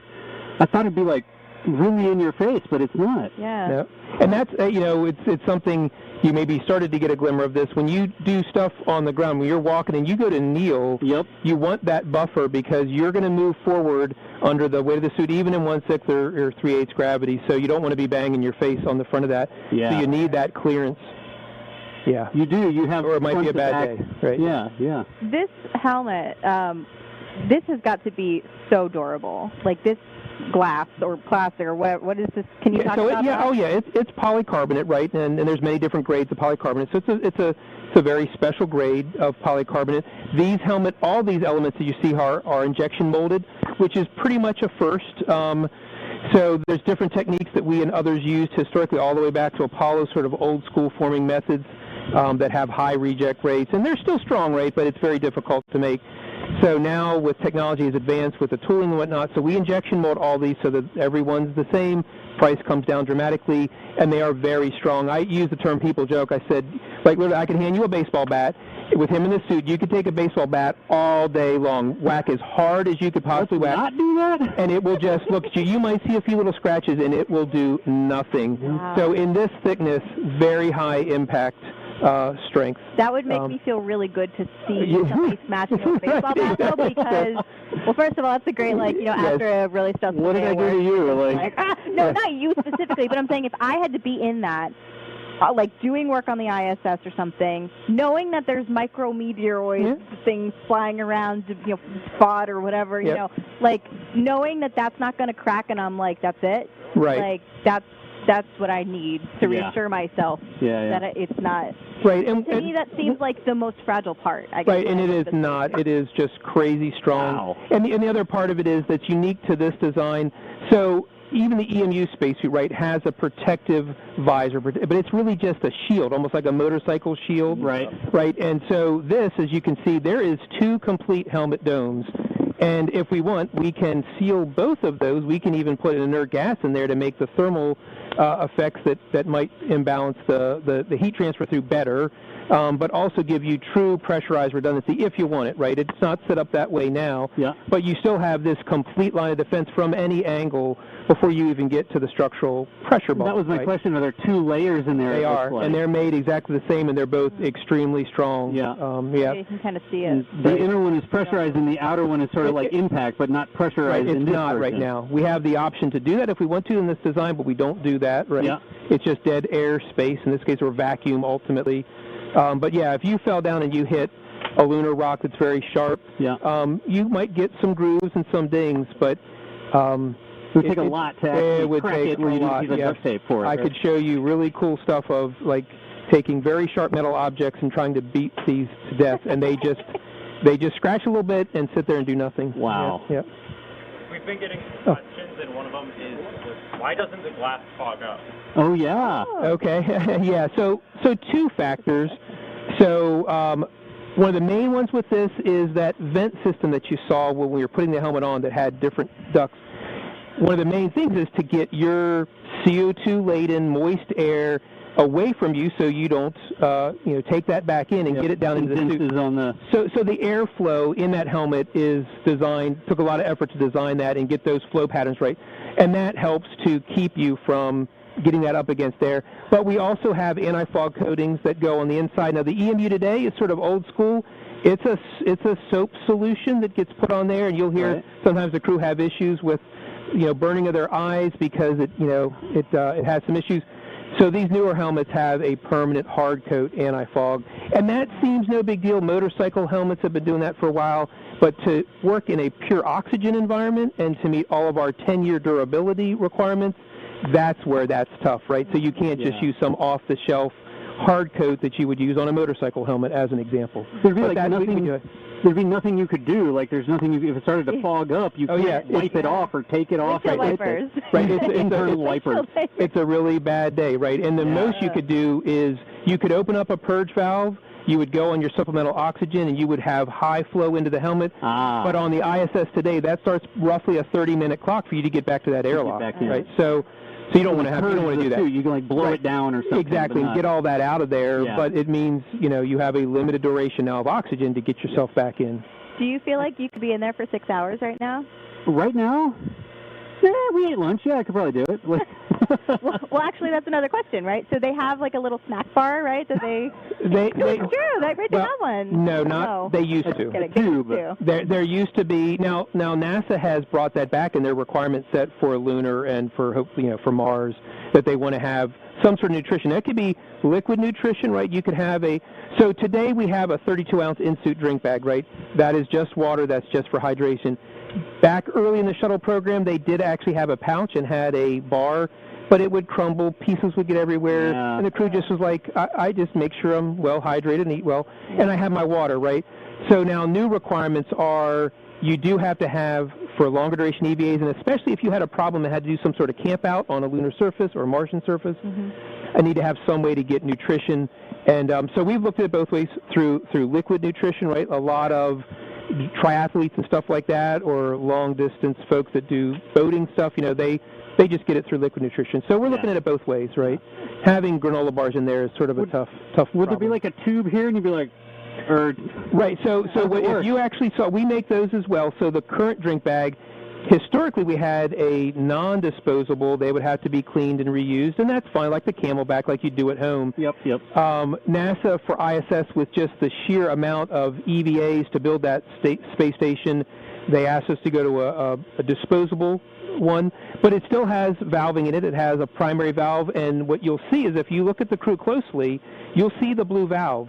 That is the Camelback valve, right from the Camelback that you'd go buy at the sporting goods store. No kidding. Right, so that's your last line of defense of losing water and being able to fight on that and take a drink. So that's like the one commercial piece we left in there that could pass all our requirements.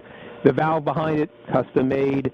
The bags, very custom made, but we make them in high volume, so they're not real expensive, right? And those hold 32 ounces.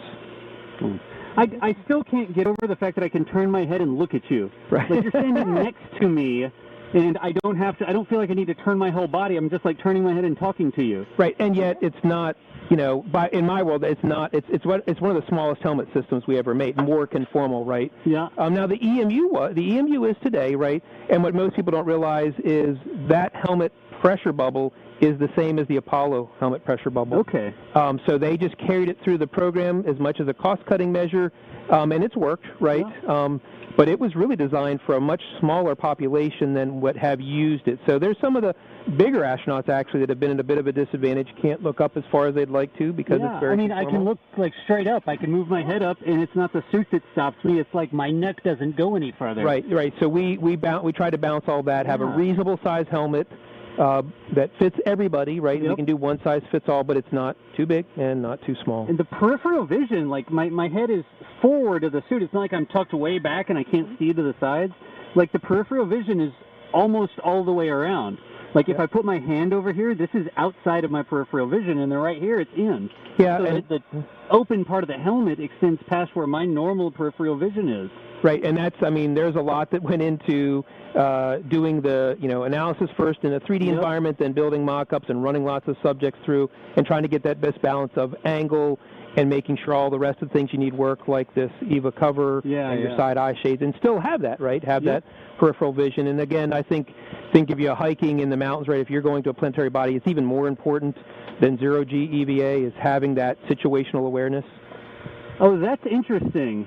And this is because the suit's not pressurized right now, but... Right, you're going to have more mobility, or be able to do things that you wouldn't do otherwise. I can feel the pressure change.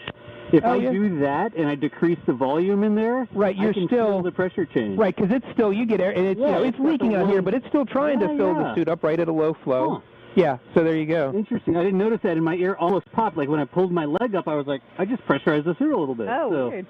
Anyways. Right, and that's, the puristic piece of spacesuit mobility joint design is in any design, when you go flex it through its range of motion, you don't want any volume change, right? Yep. And in some soft joints, you still do, and that breeds torque and force to do that, and everything's a trade-off, right? Something like this shoulder joint, it doesn't care whether it's at 4 psi or at 20 psi, it literally is the same torque, because the exoskeleton, the way we design it, right? But it's more expensive and it's a little heavier, right? Everything's a trade-off. So you figure out what you need and you grab those tools and put them together in the right configuration. Can you walk us through what these little toggle switches are and So this is... It's like an Ethernet port over here. Right. I can jack into the spacecraft and hack it. This is a prototype, right? And there's things for running comms and push to talk. This is a mock-up of a temperature control valve, so that would be for your thermal control, a small display, right? And we've looked at, larger displays, flip-down displays. Yep. Obviously there's probably some questions on heads-up displays, like the holy grail of I really want a heads-up display and get rid of this. So we've looked at that as well, and we've even designed the helmet such that there's some features in here in these positions where we could possibly put a projection display, right? Oh, there's like little tabs or something. There's little. They're there for multiple reasons actually, and that's one of them, right? They provide us a footprint to do that. So really it is, and ultimately there'll be other features on here for going from IVA mode in the airlock to fully pressurized mode. This is a mock-up of a purge valve, right? So like I said, in the event that you got, like today, water in the suit, which wouldn't be the case with this design. Sure. But you got an excess buildup of CO2. You could pop that open. It starts higher flow and helps to purge all that out of the suit. Gotcha. Right. So this is basically your control panel. This is your dashboard for the suit, and it controls everything: your water, your comms, going to to get your oxygen going to EVA. Yeah. What could I see on the screen, like the pressure of the suit, the oxygen remaining, or some telemetry from the PLSS or something? Or that's really a lot of it, right? Yep. So there's a caution and warning piece of this, which includes tones as well as words in there if there's something going wrong. Yep. So there's that. There's also just looking at. We don't have it on here right now, but NASA likes us to have it, and we historically have an analog pressure gauge, but also being able to have a digital pressure gauge as a backup, as it were. Gotcha.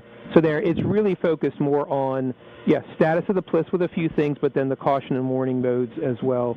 If you have a problem, something starts going wrong, give you a heads up. Cool. But tones not, so you don't have to keep looking at your screen, but if you hear the tone, then you go look at your screen. Go look at the screen and see what it does. Yeah. All right, so I'm going to take a nap, and y'all can go on with the other demonstration. You might have noticed advanced demonstration. something was happening behind him here. So what are we about to see? So we have one of our design engineers that helps design these suits, who also is very experienced in working the suit, right? So this is somebody with lots and lots of hours and time in the suit. So we're going to get him pressurized, have him come off, and even, you know, when we ran you in the suit, we could have run you on this ground-based portable backpack and no umbilical, right? We chose to just keep you on the umbilical. That saves you some battery weight and whatnot. So with Jim over there, he's going to run completely no umbilical, and that is not a PLIS, a plyometric we would take to space, right? But it works perfectly for ground testing. Gives you about 45 minutes to an hour for only about 35 pounds, right, of weight. So it's all of this in that, right? So it's a thing that's been very helpful for us, and we can run 2 suits at one time and do all sorts of good stuff. So Jim's just going to show you. I mean, you were obviously far more impressive than, you know, we just expected we're going to get you, we're going to hang you, and you're not going to do a whole lot. And the suit can do so much, we want to show it. Well, you did most of it, honestly. I can't do push-ups. Right. So I can't do that in normal life anyway. I can't promise push-ups either. I'm just going to say that right now. I was promised push-ups. But you'll see Jim, you'll see Jim walking more naturally because of his experience. Absolutely. You'll see him kneel down and get up, and not that it's easy in 1G for him either, but he's got the technique down and where those bearings should rotate, where should the stone rotate. The scissor is not going to be pressurized. It will. He'll be at 4.3 just like you were. So I'm noticing So this is a boot design that literally goes back more than a decade, and we still run them, and we've delivered a lot to NASA. They still have some probably that run and work, and we actually teamed with Wolverine Worldwide when we did that. So they did part of the design. We collaborated, right? A lot of it is still custom made by ILC, and then we integrate it. That is a commercial overboot for sure right now, but what's underneath it, the working part, is an articulated boot design. That's one of our recent designs that you just don't see right now, that's inside there. So that's why that looks a little different. And you can hear, because he's running a fan directly from that PLIS, you can see a little bit higher noise, right? Because you've got a very high RPM fan putting air into it, so it is a little noisier. But so there is a seal on the top of that boot. Oh, it yes. looks like they're just pants. Oh, yeah, no, he's got the same disconnect that you have. We can put those sizing rings in there. That is literally just a commercial overboot over top of the restraint and bladder system that actually has its own articulated sole. Got it. So a cover layer for all intents and purposes with a grip. It Right. looks like a regular shoe. It does. It is. That is, right, where this is fully custom. It made me nervous, though. I'm like, how does that seal? Yeah, no. Got laces, yeah. No, he's got, what's inside that is a full part of the pressure vessel, real ankle joint, and hard joints.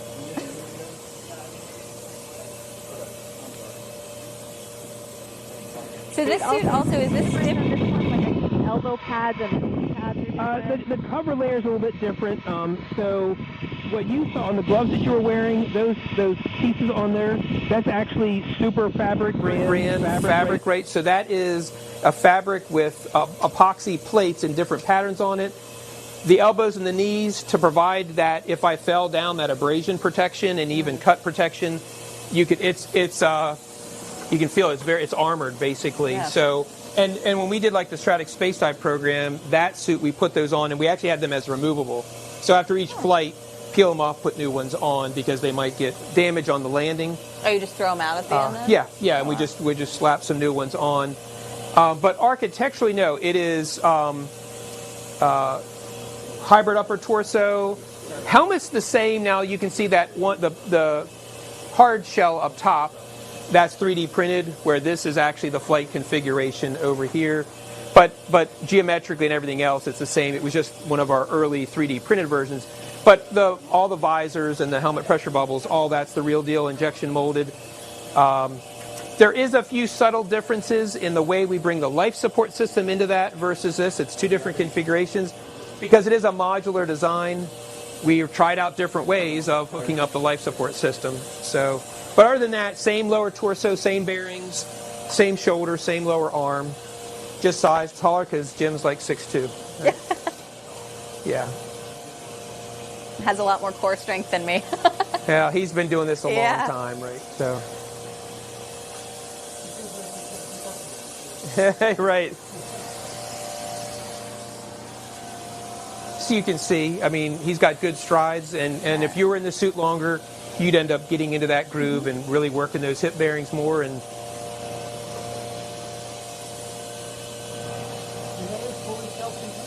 yeah, it is. Yes.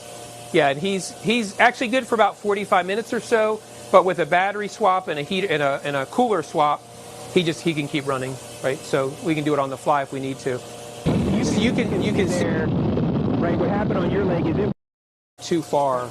Oh. And yeah, so there you go. Even.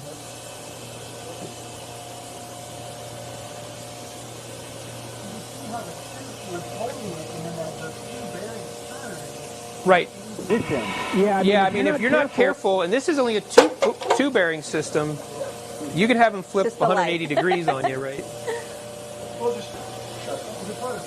Yeah. So the other thing is, even on Apollo, the arm bearing actually had a stop on it, so that the crew members couldn't go get themselves into trouble and get the joint backwards. Yes, and not be able to get back from it, right? So he pressurized faster than I did, right? Is that safety, though? I just went slow for safety. Normally he can go quickly like that? Yeah, wow. As long as you aren't congested and you can clear and you get used to it, yeah, you can come up pretty quick and you can come down pretty quick. Right, exactly. It's nuts.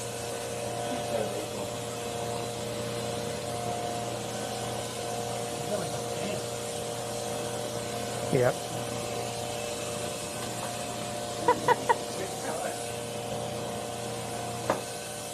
Nice.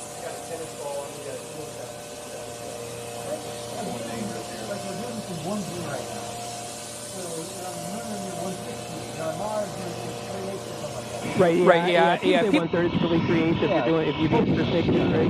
But he's doing all this in 1G. Right. So when you look at, it's difficult to get up or something like that, well, yeah, this is hard mode. This is full Earth gravity. It's not the moon, it's not Mars, but you're doing the whole weight of the suit here. Right, and if you look at the Apollo guys, right, when they fell on their face, right, they could get up with a push-up, right? Bouncing, yep. And I actually got to spend some time in Gene Cernan's Apollo suit, one of his training suits early in my career, and while I was working on the earlier versions of this, and it's a great suit, but since it's a one suit does it all, it is not nearly as mobile. Yet they can still do that because of that lack of gravity. It is just all of the programming, right? Right, exactly. How to move to work with the suit instead of against it. Yeah. Yeah, and it's just knowing knowing the limits and knowing where your body's at relative to those cones and the bearings, and again, the more you're in the suit, it just becomes second nature, right?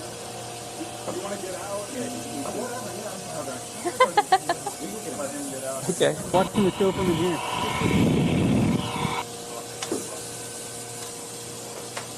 Pull this off. Okay? There we go. There you go.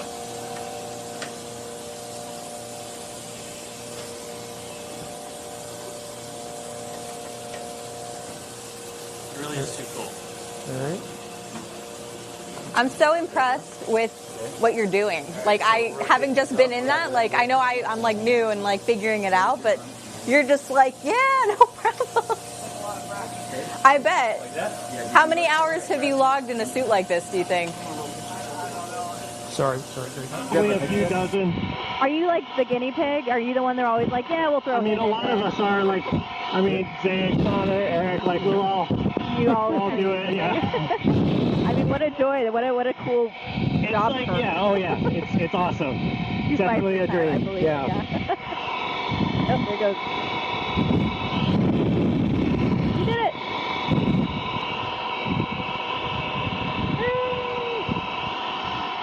All right, you can. Where do we put the chair? We can grab the chair. Are these all the same size? No, today for EMU, we make about 7 sizes of those. Yeah, there's a lot to truly fit the very smallest people, and of course everybody's this weird composite, right? Yeah. So you could be thin and tall, short and whatever. So yeah, we make a bunch of sizes. Cut to different body shapes too, like male, female. Or is it because it's stretchy? It kind of does that for you. That's really it. There's been a lot of talk about, should we do that? One of the things we did do is change the patterning scheme so that in this is not even the latest and greatest. That's sort of the original. This is the next generation. There's another version. So it makes it so it stays more conformal to lots of different body shapes, and that's just in the patterning, right? And since it is a stretchy fabric, you orient the stretchy in different orientations. The stretchy, that's the technical term. Yeah, that's the technical term. Orient the stretchy.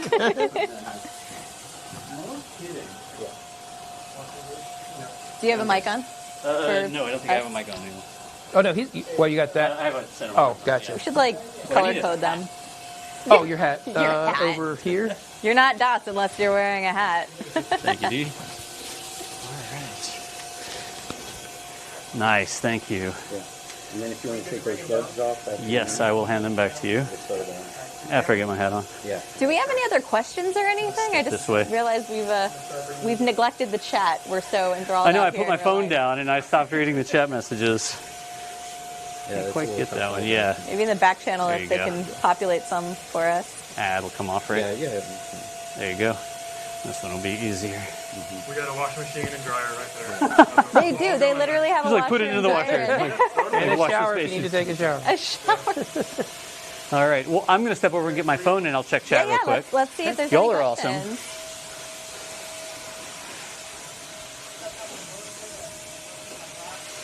awesome. All right. In the suit? How do you do that? Oh. Copy. So actually, that's a good point. They were saying it. There's the little foam. Yeah. Where is that in the ring here? So on the EMU, it'd be inside the helmet bubble. So it'd be on the right above the clear part. It would go right on the clear part. It'd be right here. Oh. Yeah. And so they just pop their head forward to just shove your nose on it. Usually it's just off to the side, so it's not in your main visual area. Below half. Go ahead and exhale and pop it away.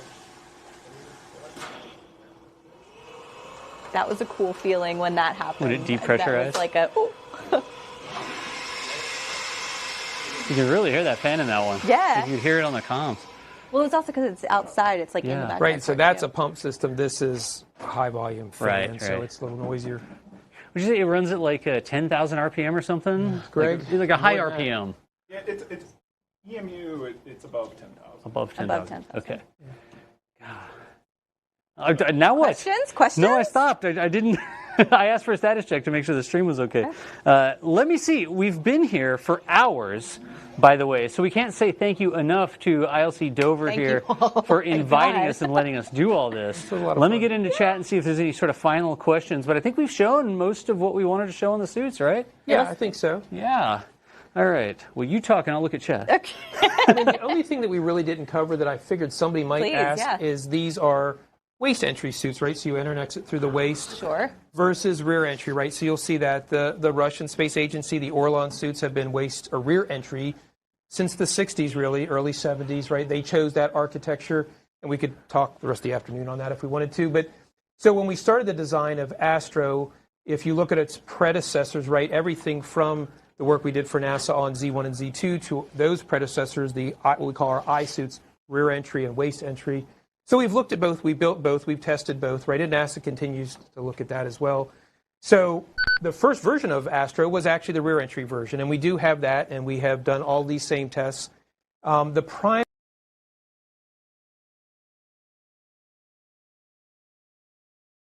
That is true to some degree, but with the right side-bearing placement, side-bearing size, other factors, you can don these very easily, much better than the EMU is today.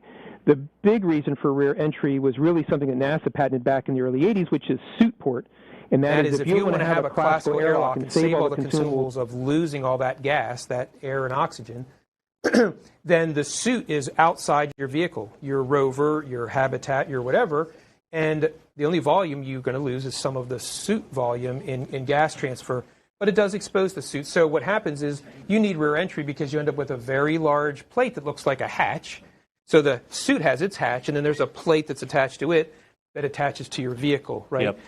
Real quick, we had a quick battery swap there, so part of that didn't come through. But we were talking about different ways to get into the suit. Right. The rear entry, where there's sort of a hatch in the back you climb into, versus this is a waist entry, right? Right, exactly. And so what you'll see in a lot of NASA's reference architectures, right, is rear entry, right? And NASA's Mark III spacesuit that goes back to the 80s, we designed and built that for them. That was rear entry. We've done multiple rear entry suits, Z1, Z2, rear entry I suit, and even this suit, right? We said there's pros and cons to both architectures, waist entry versus rear entry. So we started with rear entry because we had just ended with that, doing some of that work for NASA. So we made a rear entry version. We don't have it here to show today. It's actually on display over at Space Center Houston. But it's just as high fidelity as this, and it's usable. We've done lots of testing with it. But if you want to be lighter weight, more conformal, our opinion, better fitting, right? Waist entry is the way to go. People would say rear entry is easier done and off. Waist entry done right, we would argue, is just as easy. And the difference is you're not carrying around this extra large, giant hula hoop of metal or even composite, and then the door that's associated with it. So you have a lot of extra mass you're carrying with you. And if you want that to be one size fits all for the biggest guy, then smaller subjects are stuck with a very large hula hoop that they have behind them. Right.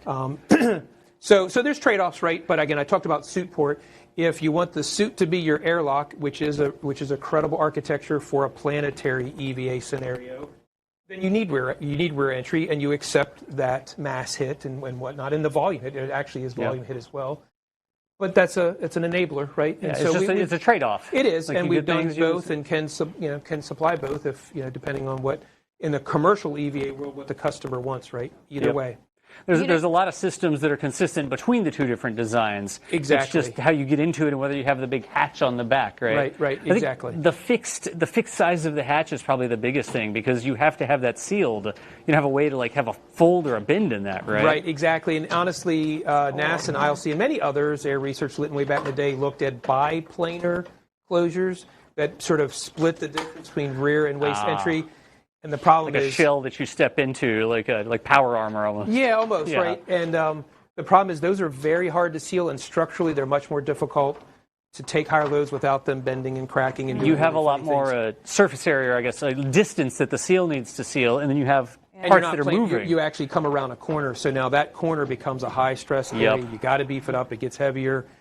And it's hard to seal at those corners as opposed to either this plane or that plane. Right. You say people think that coming in from the back is easier, but I got to say, I didn't think that was too complicated. What did you think getting into it? It didn't feel... it wasn't a big deal at all. It's like climbing into a shirt or something. And the reason I say that is because in our world, having lived EMU, right, is with only 3 sizes and with the decisions that were made to not have a sizable hut, and having side bearings that, in my opinion, were too small, even for the smaller folks, it is more difficult to don and doff. It just plain is. This solves that, honestly, for many reasons. So there is a perception, even by a lot of the current crew, right? The waist entry is really hard to get in and out of. And yes, a hard fiberglass, only 3 sizes for everybody architecture can be tough. This is not. Yeah. Right. This is not. Yeah. I just can't get over it. I don't know. I hope we've showed this because you provided the GIF. You, Connor, showed us a GIF of the sizing, and I don't know if Kevin got the opportunity to show that or not. He did. Okay, excellent. Just all the different sizing from that single suit where you don't have to carry 5 different suits for 5 different people. You just make those small changes and it stays sealed. It's still the pressure vessel, but you could change the volume of it and the sizing just by changing some parts out. And like I was even saying earlier, it's that, right? But it's also, I can remember earlier in my career, we had 2 seasoned astronauts who had flown before, we're going to fly again, and the Simplified A for Crew Rescue, the jet pack that they have to wear in case. So they were having problems reaching it. And some of it was a suit sizing problem, but some of it was just an overall mobility problem, and people getting older. If that really was a problem, so you have a different set of inserts that just tweaks that angle a little bit so you have better downward reach, but not compromising this reach here. So you can also do that and tailor not only the side position, but the angle, right, for a specific mission, so almost mission specific with very little overhead. Excellent. We've talked about so much different stuff here. You've given us over 2 hours of your time here, even more than that. The whole team is here supporting this. I don't know. Y'all have seen people, as this camera here, y'all have seen like all of the other people helping out. We're doing a ton of talking, but the whole team taking time out of their afternoon to explain how this is, to spot Elysia while she is prancing around. Can I use prance? Prancing in my spacesuit. Yeah, in the spacesuit. Where did he go? Oh, he's changing.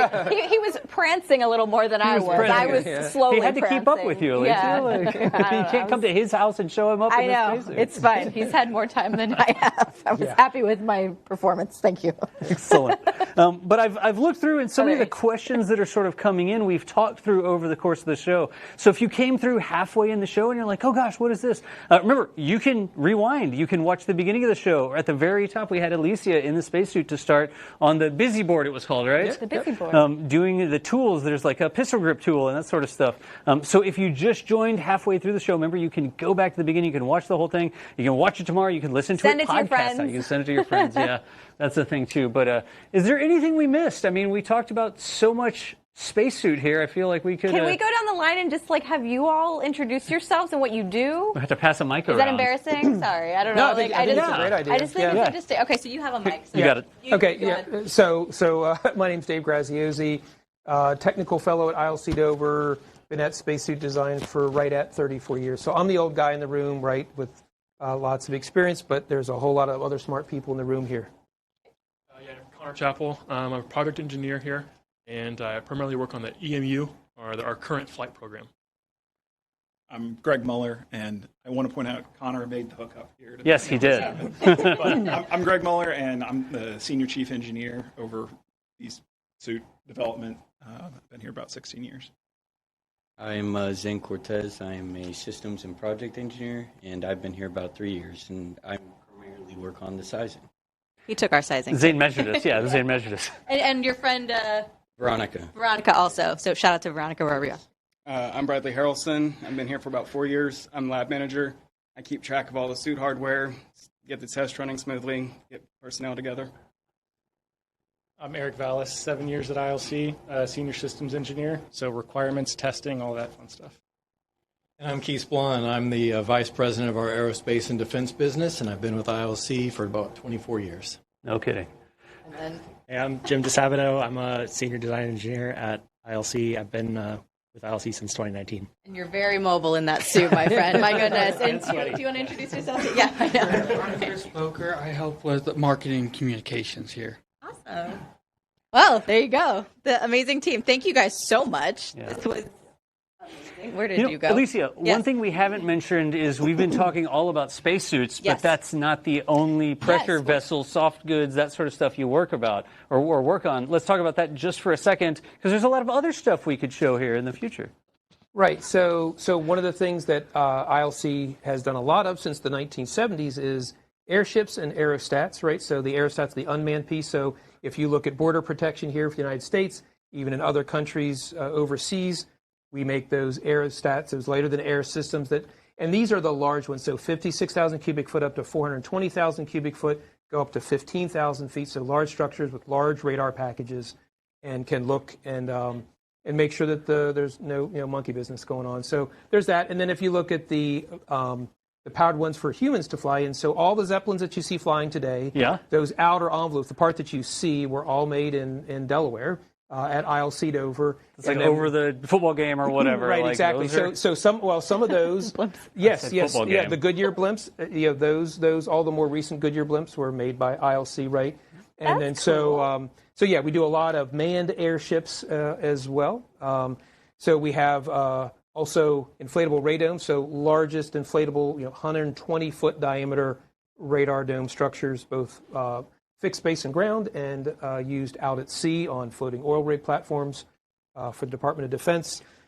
We have, a whole separate other side of the business. Well, I should have said habitats, right? Inflatable habitats. Inflatable habitats. Right? Yes, thank you. Don't want to forget that one, right? So a lot of history in that, right? So NASA started their Transhab program in the late 90s. We worked with them on that. They decided to sort of move away from that, and others took it on. We kept going with that, and we've built numerous habitats for NASA. And most recently, The life habitat you see for what would be for orbital reef with Sierra Space and Blue Origin.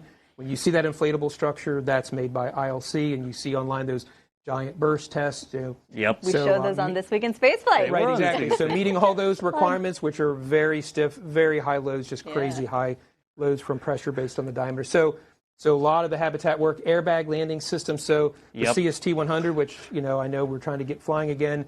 We not only make the launch entry suits for that, but the airbag landing system. So when that lands out in the desert, you see all those bags. You'll see the big ILC Dover on those. Boeing's pretty gracious about leaving the logos on. Leaving the logos on there. And then there's a whole other side of our business. This is the aerospace and defense, but then there's a pharma side of the business, a life sciences piece that you could look up, and that's a huge part of the business as well. And the Mars rovers too, right? The landing. Right. So if you look at like that airbag landing system, right, that really is somewhat of an evolution of, so back in '97 with Pathfinder landed the first Mars lander. So we develop that airbag landing system. Now it's a big pyramid-shaped, multi-lobed deal, crazy tough problem to solve. So we did that, and then later Keith got to work on MER 1 and 2. So those were the next ones, those next vehicles. So we did those landing systems airbag. So it bounces like a beach ball to a stop, pedals open. Pedals open. Then you got to retract everything, and then you got to have a ramp that folds out and get that rover off there. So we did all that end to end with JPL, and then sort of parlayed that into different other landing systems. Yeah. Right? I mean, it's like we talked about this at the beginning, but it's not like y'all started making spacesuits and materials 5 years ago, right? It's not a startup. You've been making spacesuits since Apollo. Right. And really late 1950s is where the Air Force research started, right? Yep. And then, we didn't get Mercury or Gemini. Others won those contracts, but then we won Apollo, and sort of the rest is history. The rest is history. Because we went from there to Skylab. Those were modified versions of the Apollo suit, then to the EMU, and really the Gen 1 from 1980 to about 12 years later, we brought, around 92, brought the enhanced EMU online. So it looks the same, but if you take that white cover layer off, almost a helmet to boots redesign, much stronger, much different suit. So, and then on to all these advanced suits that we've been talking about, including these. Yeah. Well, good deal. Elysia, I think we've taken their entire afternoon here. Thank you guys so much. We've learned so much. Chat, here's what y'all need to do. Tell them thank you. Like in the stream right now, let us know that y'all appreciate shows like this. So, I'm looking this way, I guess, huh? Sorry, that's what they were telling me. Let them know in the chat that you thought this was interesting. Share it with your friends, because we all see the big shiny things that are happening, right? There's stuff like this happening in places like this that you don't hear about every day, and it's important. This is what gets us to where we need to be in the future. They've been doing it forever. This is the next generation of what these things look like. Yeah. So this is, you'll be seeing this maybe on Mars someday, right? Like, who knows? We hope. Potentially. This is such a cool show. I'm going to read some of these very quick. Such a cool stream. Amazing. Big thank you to the entire ILC Dover team. Thank you. It's all these are saved, by the way. So if you want to go through afterwards and see what people were saying, you can see what they were saying. Yeah. But this was an absolutely amazing time here. Checking out the spacesuits, seeing everything you worked on, learning about how they're adjustable and moving us into the next place. But I think that's going to be the show for today. Yeah. It doesn't even feel like a show. Oh my gosh, this is like playtime for us. This is great. Playtime for us. You just let us dress up and have fun. Well, also thank you guys for coming out and doing this. Oh my gosh, that feels wrong. We're both rock stars in the suit. I mean, there's people it takes multiple tries just to get in the suit. To get into the suit. You think we have a future in this? You think I think you could. You might want to call NASA. The astronaut. Yeah. The astronaut. Anyways, folks, coming up, we still have a countdown to launch episode later this evening, so stick around for that. In the meantime, you can watch the 24/7 streams. You got Space Coast Live if you want to watch what's happening over there. Starbase Live, of course, because Flight 10 is coming up this weekend if the rain allows it. But you don't have to go home. You can keep watching the streams until we get to the countdown to launch show. We'll be talking about everything Starship later this week. We're doing like 50 shows this week. There's so many shows it's ridiculous. this week. Speaking of... Tomorrow, we will be at the Neutral Buoyancy Lab, broadcasting live from there, showing you around for the Intrepid Museum Astro Live show, which, of course, we love to do on NSF as well. We did a kind of a dry run today. We were trying to make sure the cameras worked in certain places. We did a tech check. We walked the facility to make sure we had signal and stuff, but we're going to go all over. We honestly could have just streamed that because we learned so much and have so many great ideas for what to show you tomorrow, too. So it's going to be so much fun. It's really, really cool. We also got a lot of B-roll while we were there of the suiting up process. It's going to be tomorrow at 2. 2. Eastern? Eastern? 2 Eastern? 2 Eastern. No. Check whatever the listing Check says, local because I can't remember listings. because time zones. But when we go live, they will already be in the pool. So we got some B-roll of showing you the suiting up process. It was Jessica Watkins and Jasmine Mogbelli, who Jasmine is from New York, so that's cool for Intrepid. Jessica was at Intrepid 2 years ago, so also cool for Intrepid. She's been on the show before. We're besties. It's fine. No, but but it was really cool. We got them suiting up and then going in and like getting them weighted properly and everything. The whole shooting match this morning. Yeah, but we're gonna have like live feeds from the pool for you to see up close, and then also just take you around and show you what it's like. And what's neat that we didn't realize until we started talking to them is that there are darkened conditions. Oh yeah. So you're going to see it in a slightly different way than you might see in the photographs. Yeah, tomorrow when we're there, they'll be simulating the station orbiting the Earth, and so they'll turn out all the lights for part of the route, and then they'll turn the lights back on, so the astronauts that are training get to feel the differences in the lighting. And they'll be wearing the ILC Dover suits that they currently use at the ISS. See what I did there? It comes full circle. Nice. Enough talking. I know. These guys are going to want to go home. All right. That is going to be it for the show today. Thanks for tuning in, everyone. We can't say thank you enough. We appreciate y'all supporting us when we do this sort of stuff. Hope you liked it. We'll be back tomorrow doing more virtual field trip, museum show sort of stuff. But if this is the sort of thing you like, let us know. The number one thing you can do is click the little thumbs up thing on the stream or whatever. Like and then, subscribe or whatever. Actually, if they don't click the thumbs up, I'll come back and try the spacesuit on again. It doesn't matter if you click the thumbs up or not. We'll still do it. I would still do that We'd still again. Do it. But that's going to be the show for today. We'll kick it back to the production team. Thank y'all so much for watching, and we will see you nerds later. And here we go.